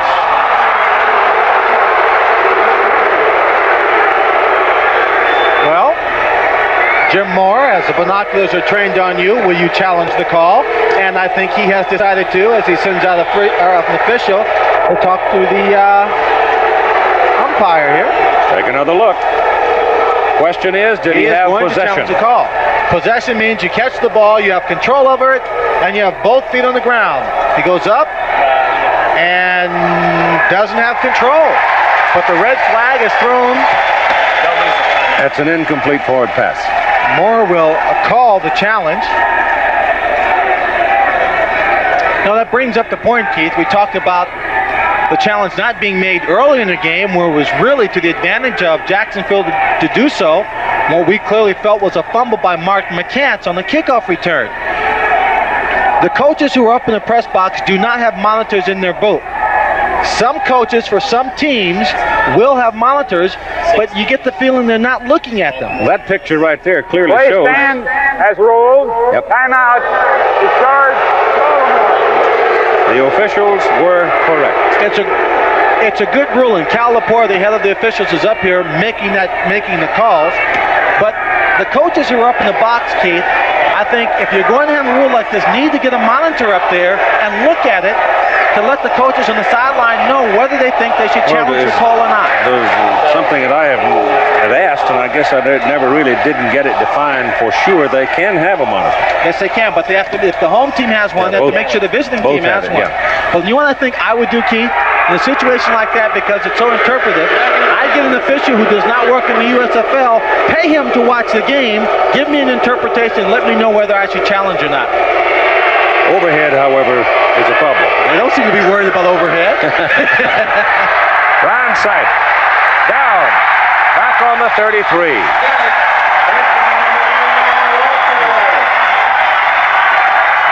Number 99, John Walker. That's the second sack in the ball game of Brian Sipe. And he's hurt. With his hand up to his face is Larry Zonka. Brian Sipe not getting up. They got a hold of him, and they really twisted him around as they threw him down. Ed Luther will have to get loose in a hurry. Is it that shoulder? He's holding his right arm as if there is something wrong with that arm, or possibly the shoulder. That's the shoulder that was hurt. They have an artificial ligament in there, trying the felt would hold it. But when Walker at 255, and I guess Fuller was involved at 250, that's a lot of weight to come crashing down on top of you. He was grabbed and bumping into some of his own offensive people, jostled around. We'll take another look at it. He'll be looking for a receiver downfield. Won't find one. He'll start to run. Right here is where he's grabbed. Fell on it. And Ed Luther has to hurry into the ball game on 3rd down and 13 from the 31. And he's going to throw right away. Fuller's after him, and Fuller knocks the ball loose. But number 79, A.B. Richards, sees the loose ball and dives on it to save it. So the Baltimore defense, again, rises up when they are challenged. Fuller comes in and gives Ed Luther a not too warm reception on his first play in this ball game. Substitution of Brian Sipes. He's about to throw, but before he moves that arm up, he's hit by number 95, William Fuller. Punting situation for Jacksonville. That gets Larry Swider into the ball game. His only previous punt today was 44 yards.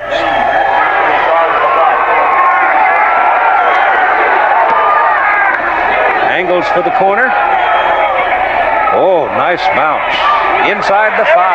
Ball is down inside the 5 as number 88 hustled on down the field. Robert Young to put it down. So Baltimore will get the ball. First down at their own 3. I just talked to Dr. Stephen Lucy, the team physician here for Jacksonville. On the last play before we went to that commercial break, Brian Sipe re-injured the shoulder that he had operated on, that he had surgery on earlier this year, that we did the report on at halftime.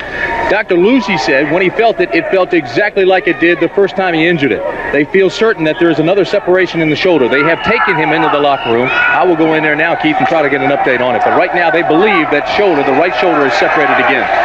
Okay, Tim Brandt, thank you. And the Baltimore Stars with the ball now. First down at their own 3, trying to move it out of trouble. They lead by a score of 10-6 with 5:45 to play. And Kelvin Bryant trying to swing to the outside will get 1 yard, and that's a good play by Derek Batiste. Kelvin made a great move in getting away from number 52, Tom Dinkle, the outside linebacker. Almost looked like he was going to be hit and tackled for a safety. He was able to get to the outside and get out to the 4-yard line. Tom Donovan comes in. Another look at the injury to Sipe. You'll see that he falls on the right shoulder right here. Go right down on it. Ball struck in on that side, and down he goes, taking the full weight. Bryant again, and this time Kelvin breaks it. Van Jakes runs him out of bounds. First down, Baltimore at the 40.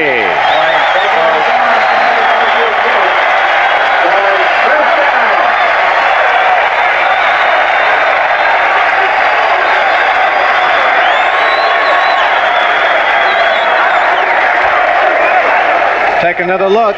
Backed up in his own end zone. He takes it straight up the middle. Great blocking up front. Number 63, Comiskey over there doing a good job. He's breaking tackles, stepping out of the arm tackles. That was Chester G, number 26. Right here, Tommy Donovan making a great block on number 22, Van Jakes. And Kelvin Bryant reads it for a 41-yard gain. Out at the 45. This is David Riley. And David's got 3. Close to 4. 4:51 to go, third quarter.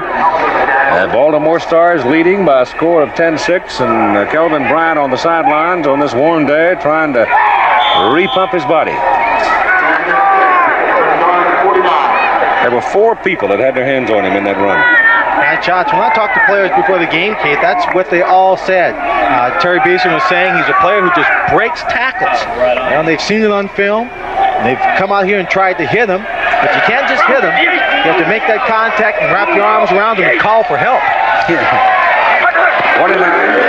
You've seen a little quick pass. Good to Dunnick. And Dunnick, it'll be held short of the first down. They get him at the 48-yard line. It's Jakes and Batiste getting a lot of action on that side. Derek Batiste is playing a very fine football game. This is his first start of the year. Before this ball game, he would only come in 5 defensive back situations. But today he's got an opportunity and he's making the best of it. But right now his team is trailing. They would like for him to come up with one of those interceptions, possibly a return for a touchdown to take away this 4-point advantage that the Stars have. On 3rd and 3 now, they've gone to 6 defensive backs. We've got 1 linebacker remaining in there. Tucson is going to throw it. Dumps it off to Alan Harbin, and he's got the first down, and there's a penalty flag.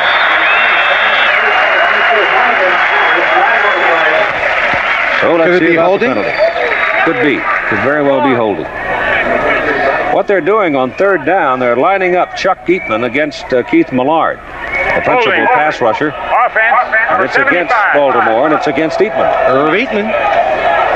Keith Millard is an outstanding defensive lineman, and that switch is just to get someone of equal talent matched up so that Millard is neutralized, so that Fusina will have the necessary time to throw. Moves the football back near the, well, it's inside the 43 of Baltimore, where it is now third down and about 13.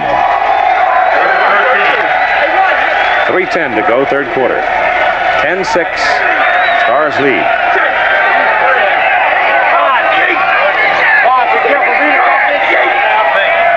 Bardo snaps it, Fusina drops.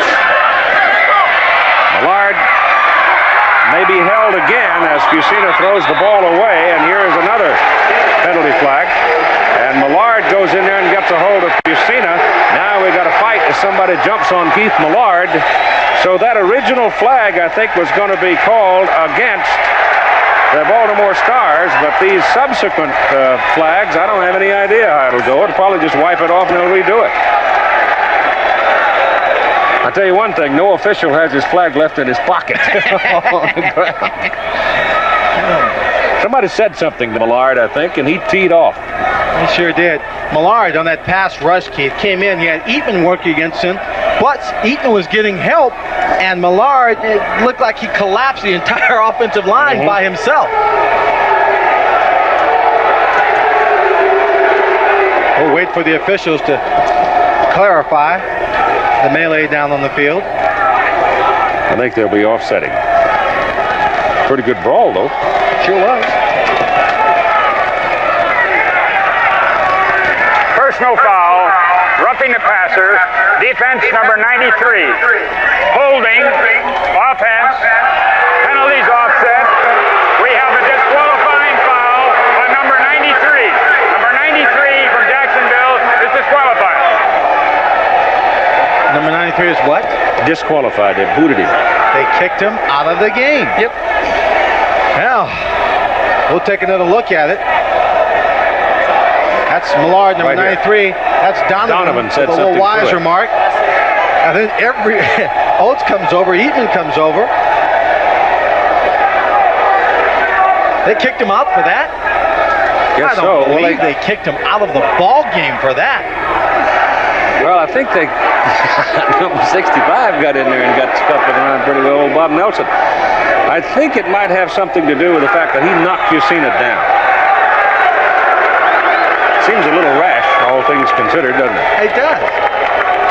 It seems rash, and it seems an overreaction to the situation. I mean, we're talking about penalizing a defensive unit, one of the star, if not the star player of the entire defensive line.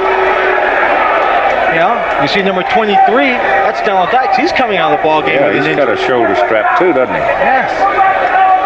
Elbow, we're told, and Millard is going with him because Keith's been kicked out.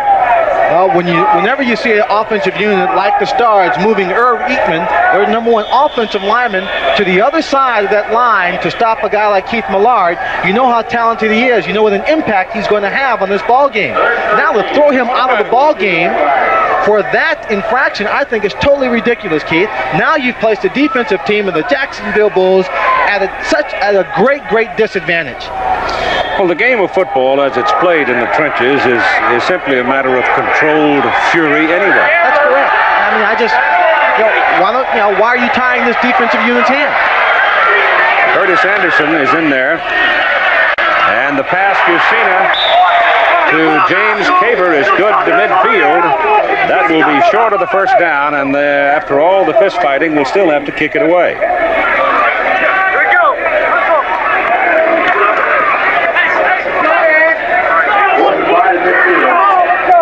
It'll be interesting to see, Keith, if they continue switching Irv Eatman now that Keith Millard is out of the ballgame. Harry Kemp drops deep.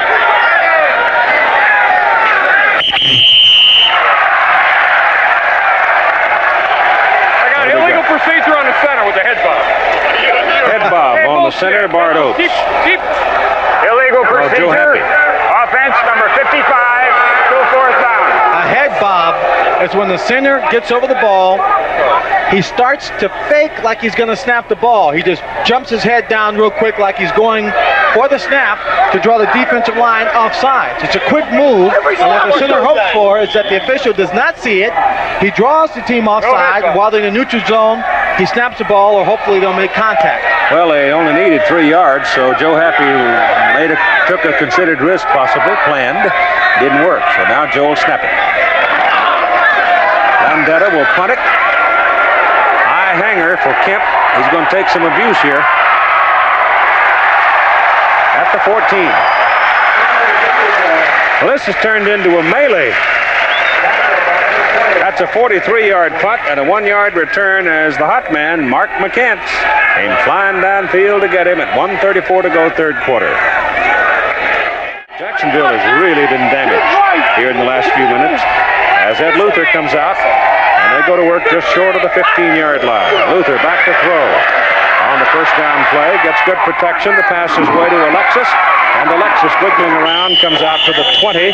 That's a pickup of about 5.5 yards. Garcia Lane. Now Tim Brandt. Keith, I just left the locker room where Brian Sipe is. He had his shirt off, and there was a tremendous lump on his right shoulder, the same shoulder that he injured before. I asked him if, in fact, he was in a lot of pain. He said, no, the pain has been ripped out. Anything that could give pain is ripped out. I'm now with Dr. Stephen Lucy. Is it, in fact, as bad as the first one where it was torn out? It seems to be an identical injury. Brian said he took a tremendous shot, and looking at it, it's completely separated again. I think he's probably torn loose all the healing tissue and broken the artificial ligament we had in there.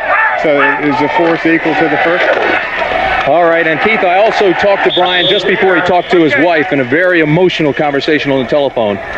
He was extremely emotional, but looked at me and he says, oh, one good thing, at least it's not life-threatening. So he's got a good attitude about it, but he is very depressed. And again, it is the same right shoulder, and it looks to be the same situation as he had before. This could be the one that ends it.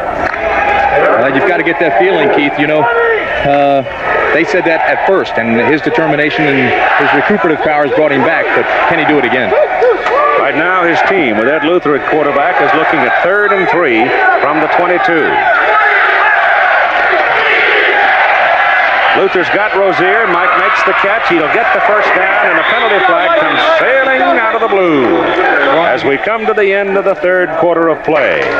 So we'll define the penalty for you as we come back. Hold on, we'll get to the penalty. We'll wait and see for just a second. It might have been a hold. Mike Johnson, number 98. See back. Pass interference. Offense. Oh, it's offensive. It's offensive. It's called on Mark Harrison. We said 82? Yep. Or 83? Well, I don't know. What can't be. I thought 82 would be Mark Keel. So it's against Mark Keel, and it's another blow for the Jacksonville Bulls, who are now without Brian Sipe, without Keith Millard, and without Donald Dykes. And we'll be back for the final quarter after this message and a word from our local stations. 4th down, and Larry Swider stands in the end zone to take the snap for the punt. He's had 2 kicks today, a 44 and 36 yards. And they've got 10 people up on there going after it. Baltimore's going after it.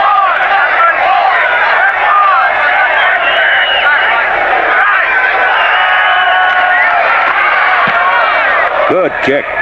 Under the pressure. Garcia Lane. Oh, hello. He went over, didn't call the fair catch, and Marvin Lewis laid one on him. 37-yard punt, loss of 3 on the return, and a lump on Garcia Lane. Lewis running down the sideline. The ball was punted right to his side of the field. 10 people rushing. Garcia Lane has no one to tell him whether he should fair catch. As soon as he catches it, it works out for Lewis and not for Lane. And Baltimore comes out of this with very good field position, midfield. They might put it out of reach with a touchdown here. 10-6. The Stars lead as we go to the 4th quarter of play. Kelvin Bryant. Going to lose a couple. The Jacksonville schedule from here on is a roughie. Now number 22, Van Jakes, is holding his arm. He probably just banged up his knuckles or something, or maybe his elbow. It looks like an elbow. Second quarter score from out west. Jacksonville has to go to New Jersey, then they go to Memphis, and then come home for their final game against Denver. Next Sunday, we'll be looking at Denver and Houston. Houston playing now without their principal quarterback and leader, Jim Kelly. Fusina fumbles the football and then dives on it back around the 45-yard line. Down in Houston, the man who would take his place is Todd Dillon. And Todd's got a real strong arm, and I think knows the run-and-shoot system very well, but the key question is how will he handle it under the pressure of game day situations. And of course, in case you missed it, Doug Flutie, broken left collarbone in the game last night against Memphis. But Herschel Walker went for 209 yards, and New Jersey won that ball game 17-7. And Brian Sipe leaves today. Rough on quarterbacks lately, huh? You betcha. Steve Young is also bunged up and banged out of the play right now. Fusina with a deep drop, wants to go deep. Goes for the short man instead, right at the marker, and a remarkable catch by Scott Fitzke. Depends on the mark if it's a first down, and looks like they'll not give it to him. It's a yard short. Oh, that's a tough mark. A real tough mark.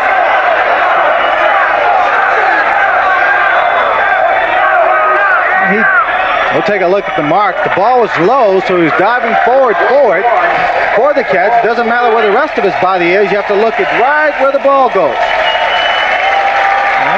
There he is up top. Watch him come back.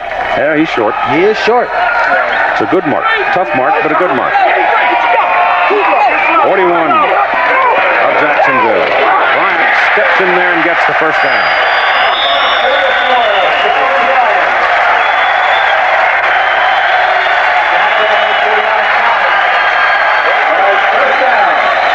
Steps up in a very small hole, but it's big enough for him to roll down and pick up the first down. And he didn't bring him down. 11:40 on the clock and counting. Stars are still ahead, 10-6. A 4-point lead, not a whole lot. 4 points, an indication of how close this ball game really is. But they're in possession of the ball and seem to be driving inside the 40-yard line.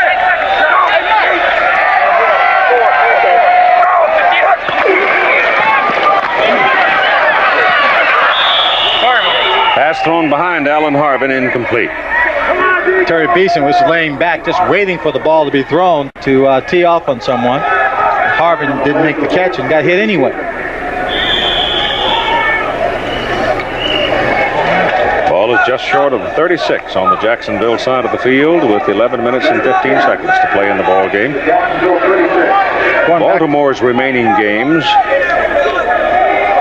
not quite as imposing as Jacksonville's. They play at Birmingham, that's rough. Then they play Orlando and Tampa Bay here. But this is not really home. They still live and work in Philadelphia and come down here to play the game. Fusina back, gets it away, and it's batted down at the line of scrimmage. Looks like number 90, Big Curtis Anderson, got a mid up.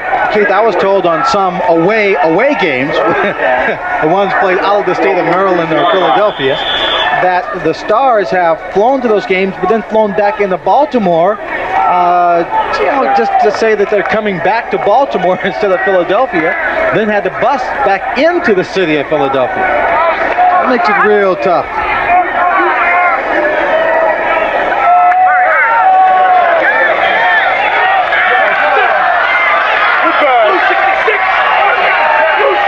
Third and 10. Fusina gets away. Oh, the pass is caught by David Riley. Was it a good catch? The catch was good. They're marking as a good catch. No. The official said he ran out of bounds on the pattern. He stepped out of bounds. Fusina's arguing with the official. Vaughn Johnson was the man that came firing through and almost gets Fusina here, but Chuck ducks and gets away. Got to be able to hang on to him. It's just an elusive move right here. He doesn't get a good grip on him.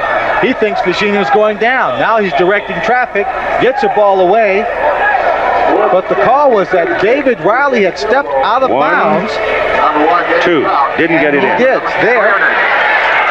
All right, Dave Trout is in now for a field goal. It is a 54-yard attempt. Short. Way short. Uh-oh. That's returnable. Yeah. It certainly was, and Van Jakes was the only Jacksonville Bull back there. Well, can Ed Luther hurry into the ball game as a replacement? He's had some time now to get himself more into the ball game after the injury to Brian Sipe. And because of the missed field goal, Jacksonville starts from their own 36. First down, trailing by 4 points, 10-6. 10.5 minutes to play in the game.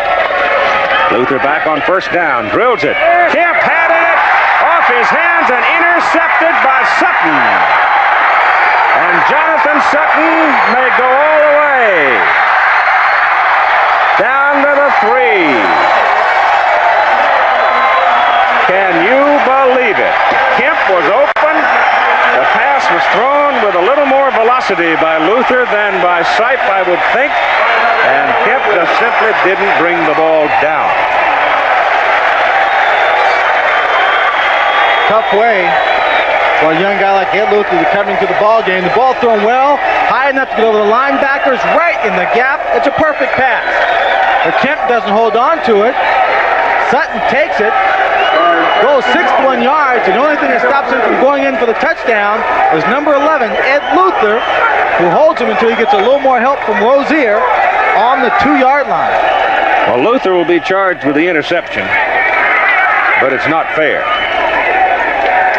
Like you said, he threw the ball a little bit harder. He does throw the ball harder than Brian Sipe. Kemp just didn't catch it. Right now, Baltimore's got a chance to make that mountain pretty high. Kelvin Bryant, touchdown.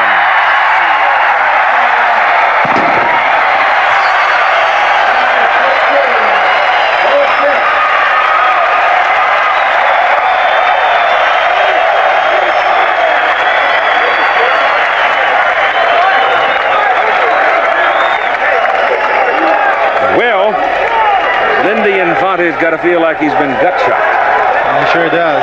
Because he's in a position here with a perfectly thrown ball to be across midfield on the Baltimore side. Instead, he's now down by 10. Kelvin about Bryant to be 11. Takes the ball and just hurdles into the end zone for his 12th touchdown of the season. Second in the ball game today. South good.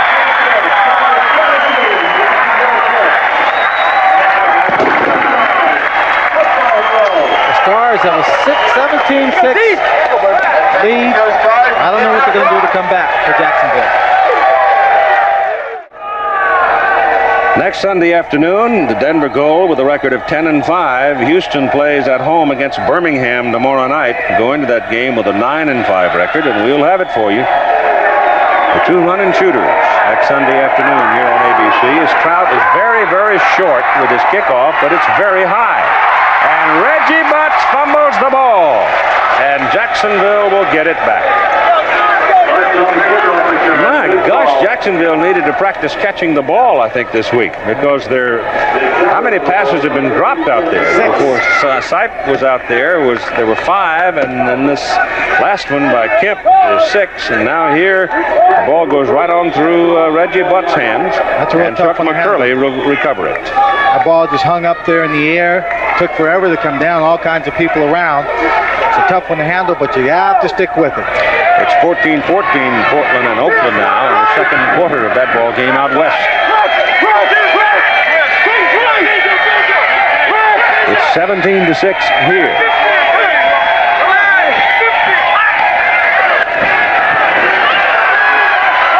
Luther has time, gives to Rozier, and Mike's out to the 26. So from the 21, that's 5 yards. They might give him 27. Now, I talked to Scott Warner. No, they won't either. And Antonio Gibson before the game, Keith, and I asked them if they were going to try and play a physical game, if they felt they could intimidate the receivers. And Scott Warner, for some reason, was a little hesitant about saying it. Antonio Gibson wasn't. He felt they could hit the guys and make them think twice. And apparently he's correct. Yeah. Because they have short-armed it, they have dropped passes, and interference, and have not played well at all this afternoon.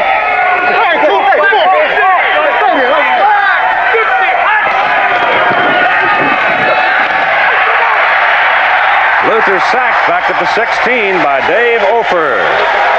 Number 99, Walker, came storming in, and then Ofer coming inside got him. That's the 4th sack of a Jacksonville quarterback today. Seems to be some confusion back there on defense for the Baltimore Stars. Gibson was talking to us, players trying to move in. Sam Mills was telling them to move back out. I thought they were going to make some kind of mistake based on that confusion, but they didn't do it. That's their 4th sack of the game. It's 3rd down now and about 15, 16 yards.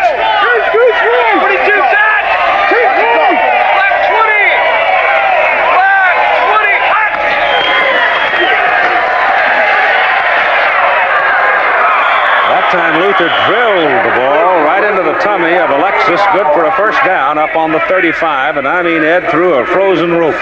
Sure did, but with the exception of a few passes, one caught by Keel, another caught by Alexis early in the ball game, where they did run with the ball, the majority of their catches have been sitting down on the field, dropping to their knees once they're making the catch. Where's Keel? He's only seen the ball once, right? Just once, I think, in the afternoon. Alexis has caught 7 for 79 yards, but could be having a much bigger day, possibly a few touchdowns.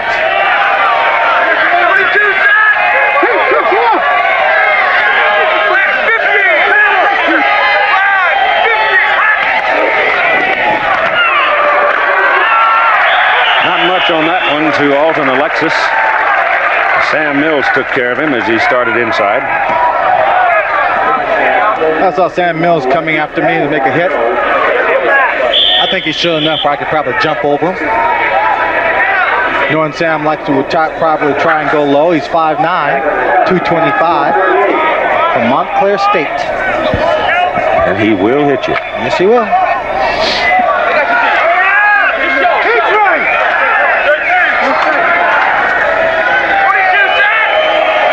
Second down, 7.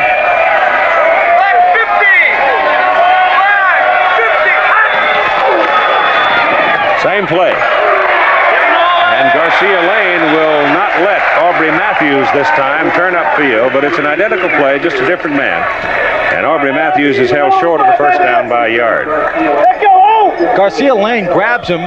Sam Mills comes over and hits him, but watch it the way Lane picks him up. Now, Aubrey Matthews is only 5'7" and 170. He just picks him up and then pulls him back to make sure he does not get a mark beyond the 1st down marker. What was Alexis doing? He went through there and didn't throw a block on anybody. Just watch. 3rd in the yard.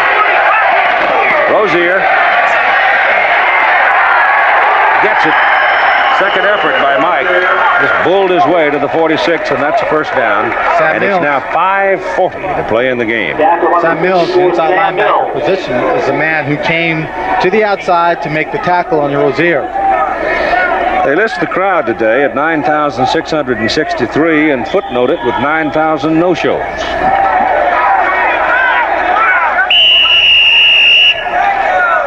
And timeout taken for an injured player. It's number 79, A.V. Richards of Jacksonville. So it's been a rough day personnel-wise as Brian Sipe, who is out, he has busted up that right shoulder for a 2nd time. Looked as if he has re-injured the right shoulder in much the same way as the original injury. So he's in the clubhouse.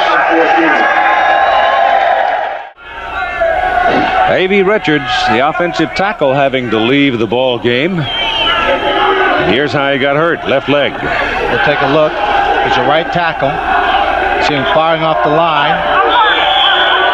Makes a block and just looks like buried there. 57's on top of him. Just looks like he just maybe got a knee into him. It's 1st down at the 46 for the Jacksonville Bulls. 5:09 to go in the ball game, and Luther in trouble. Well, the offensive line, Keith, that you had commented on, that has improved tremendously throughout the season, is just not putting it together to block the defense of the Baltimore Stars. Number 95, William Fuller, and 56, George Cooper coming in for that sack. Worn out on a hot, muggy day, and the Baltimore defensive front has been relentless. But you would think practicing in Jacksonville, they would be accustomed to the heat, even the humidity that we're feeling here this afternoon. Time, 4:50 now to play in the game. And the loss is all the way back to the 34. Loss of 12 yards.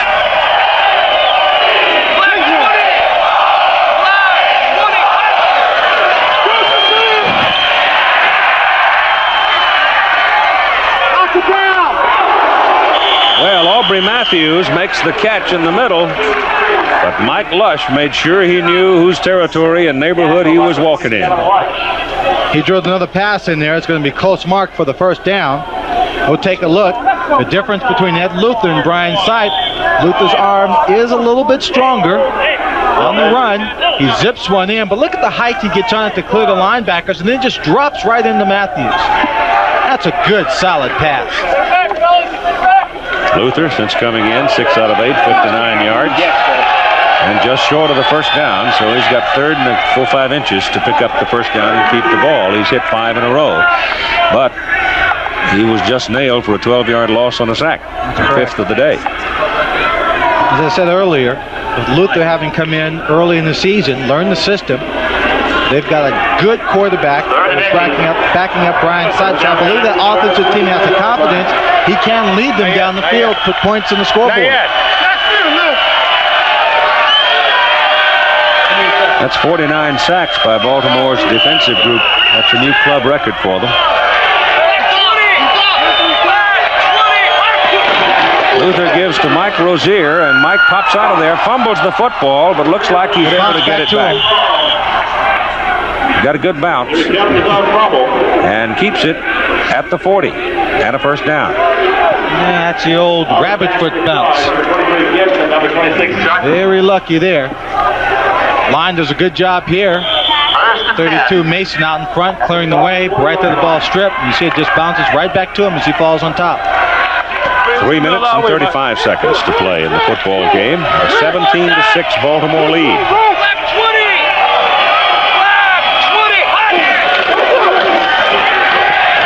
Luther going big. Alexis, no. Penalty flag, interference against Lane. Will it be intentional? If it's intentional, they can call it at the point of the foul. Oh, he's not calling it intentional. I think Alexis is trying to argue his case. Or maybe he's not calling it at all. Okay, go ahead. He threw the flag. What'd you call out there? He reached and grabbed him and pulled him down. Pass interference, defense, number 47, first down. So it's 15-yard penalty instead of intentional, which would put it at the point of the foul. Well, turns around. That's a tough call. You see right there, the ball's in the air. Lane reaches out. We'll whistle now, okay, fellas? Underneath. Jacksonville first. Pulls the flag. Stars 25 Pulls his arm down on the play.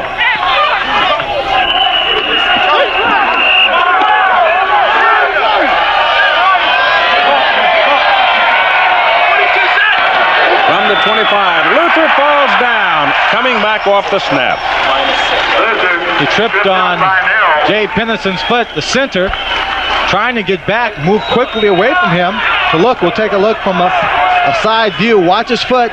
He starts it back up there. There are people coming through. No, that's Rozier, excuse me. He trips up on Rozier's foot as he's backing up. 2:45 to play in the game.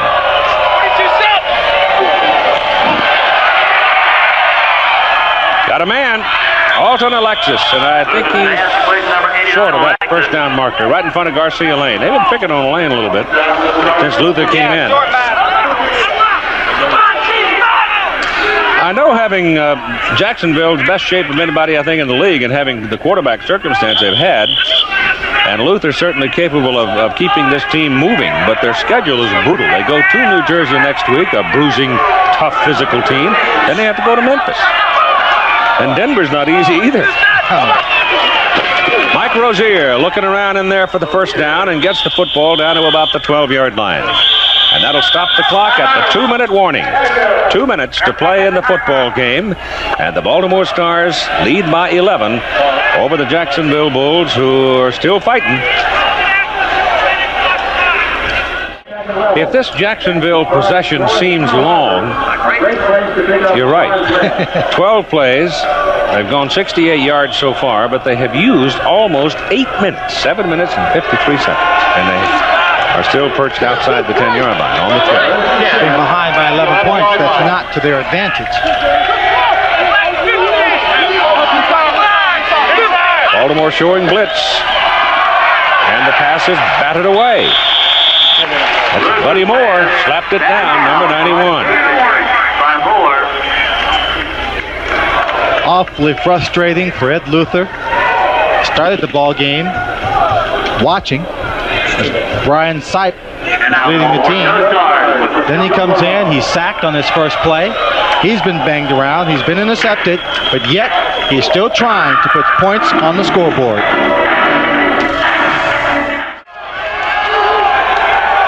Oakland has gone out to a 7-point lead over the Portland Breakers. And Breakers, I tell you, they haven't won a lot of games this year, but they've been in a lot of them. Second down and 10 for Ed Luther and the Jacksonville Bulls. Gets it away. That's Larry Mason. Touchdown. And they've got 1:53 to play in a ball game, and I'll bet you they go for 2. Yes, I think they will. They go for 2 points here.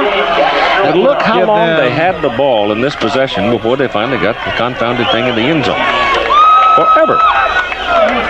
Well, like you said, over 7 minutes on the drive, just moving it down the field. It'll be over 8 minutes showing total. The blitz here. They blitz from the outside. It doesn't get there quite as fast. And Larry Mason, small running back, 5'11", 205, goes in there and gets a score. Wearing one of his best Hawaiian shirts, Brian Sipe, watching the game from a small hill near the locker room. Going for 2. Luther drills it, no good. Garcia Lane stepped right in front of Alton Alexis and picked it off. And so they go for 2 in order to get it to 17-14, but they miss with it, and they're looking at a 5-point deficit now. It'll take a touchdown. Well, they got their touchdown, but it cost them 8 minutes on the clock. Missed the 2-point conversion try, and it's a 5-point lead now for the Baltimore Stars. And let's see whether or not they've got all the defensive backs and receivers up, anticipating onside kick from Brian Franco. And let's see if he does it. He does. Went out of bounds. So it'll cost them 5 yards. They'll kick it again. Or maybe the Stars will take the ball. They can take the ball. They have the option. And I think they will. I would. Kickoff, out of bounds. Defense elects to take the ball. First down at the 30-yard line. So Baltimore will take the football. That's their option. They can either make them kick it again, or they can take possession. And they'll take possession. Jacksonville, with 2 timeouts remaining, will obviously kill it as quickly as they can and try to force Baltimore to give it back to them. Well, Baltimore taking the ball at the 30-yard line gives them as good a field position as they've had on any kind of kickoff return. So why not?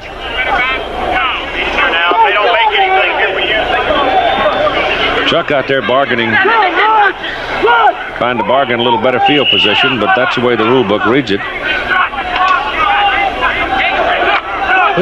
Chuck's coming out of the ball game. He forgot. Well, he wanted to make them go back and kick it again, but it's too late. They've already exercised the option. Yep.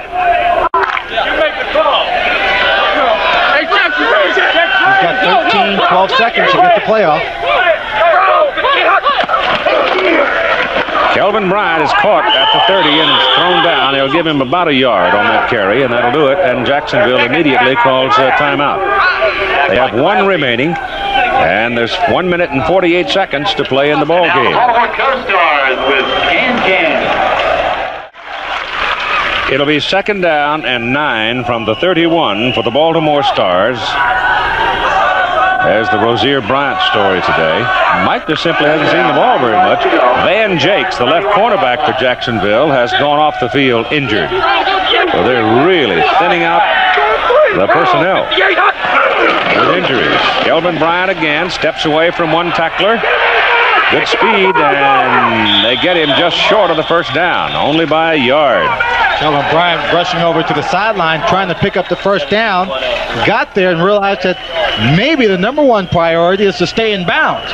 Tried to do so, but was forced out of bounds on the tackle. So that stops the clock, and Jacksonville doesn't have to use one of their timeouts. And Kelvin goes over 100 yards.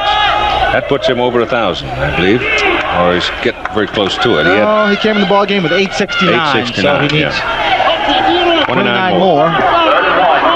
Jump it to four figures. Here's a big play for Jacksonville right here. 3rd down and 1, Baltimore. And they give it to Bryant, and he falls through the stack, and he's got his first down. So he had just enough on the right side of the center behind Comiskey and Eatman, and he went on and fell in there and got his first down. So the change move at 1:37 to play in the ball game. Jacksonville didn't call a timeout. The clock will start again. Take another look as Kelvin Bryant hurdles through the breach for his team. Stepped on Chuck. Chuck won't mind. He's been stepped on a lot before. That's one of the tough parts of being an offensive lineman. Hello, Mom and Dad. Inglewood, California. That's a joke. What's up, Joe Wilson? Mom and Dad. How do you know people in Southern California are watching you?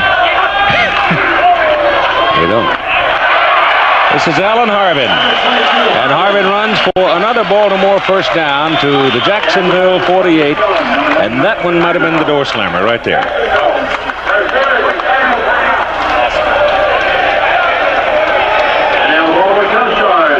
Anthony Carter having a big ball game as Oakland leads at halftime 21-14 over the Portland Breakers. Not the big lead. No. Portland, get thorn in anyone's side. If you've watched this game, you know why that man right there has some gray on his head. Lindy Infante, the head coach of the Jacksonville Bulls, by way of the Cincinnati Bengals. A superstitious man. When we did his games earlier, they were on a winning streak. And every Saturday he would go get his hair cut and play golf. He made the comment saying, if this keeps up, I'll be bald by the time the season is over. Well, they lost the ball game. They came back the next weekend or 2 weeks after that loss. He won, and he didn't get a haircut. He said, maybe this is the way to go. Might get a little shaggy by the time the season ends. Looking at the standings now, if there's no change in this game, Birmingham playing tomorrow night at 10-4. New Jersey's at 10-5. Tampa Bay is at 9-6. Baltimore will be 8-6-1, while Memphis and Jacksonville are both 8-7 in the Eastern Conference. Oh, the defending champions Still in the hunt. Still in the hunt. Jusina takes the snap, and he steps back to down the ball at the 49 on his side of the field, and the clock is rolling now. Jacksonville with one timeout remaining. Or no timeouts remaining. I guess that was the last one they spent a moment ago. So they're out of them. Jacksonville can't stop the clock. So they've got to snap it one more time. So for the moment, depending on what happens tomorrow night out in Houston when Birmingham plays, Birmingham wins. They are 11-4 and leading the New Jersey Generals by a game. If they should lose out there, they'll be 10-5, and the Generals and the Stallions will be tied for the lead in the Eastern Conference. Next Sunday afternoon, we'll be showing you a key ball game of the Western Conference between Houston and Denver, and this one is about over. 10 seconds to run off the clock as Brian Sipe has re-injured the right shoulder, apparently another severe separation. A.B. Richards went off hobbled. Donald Dykes went out with a bad elbow. Van Jakes was hurt as well. So Jacksonville having a rough day on its personnel with a lot of injuries as they lose to the Baltimore Stars by a final score of 17-12.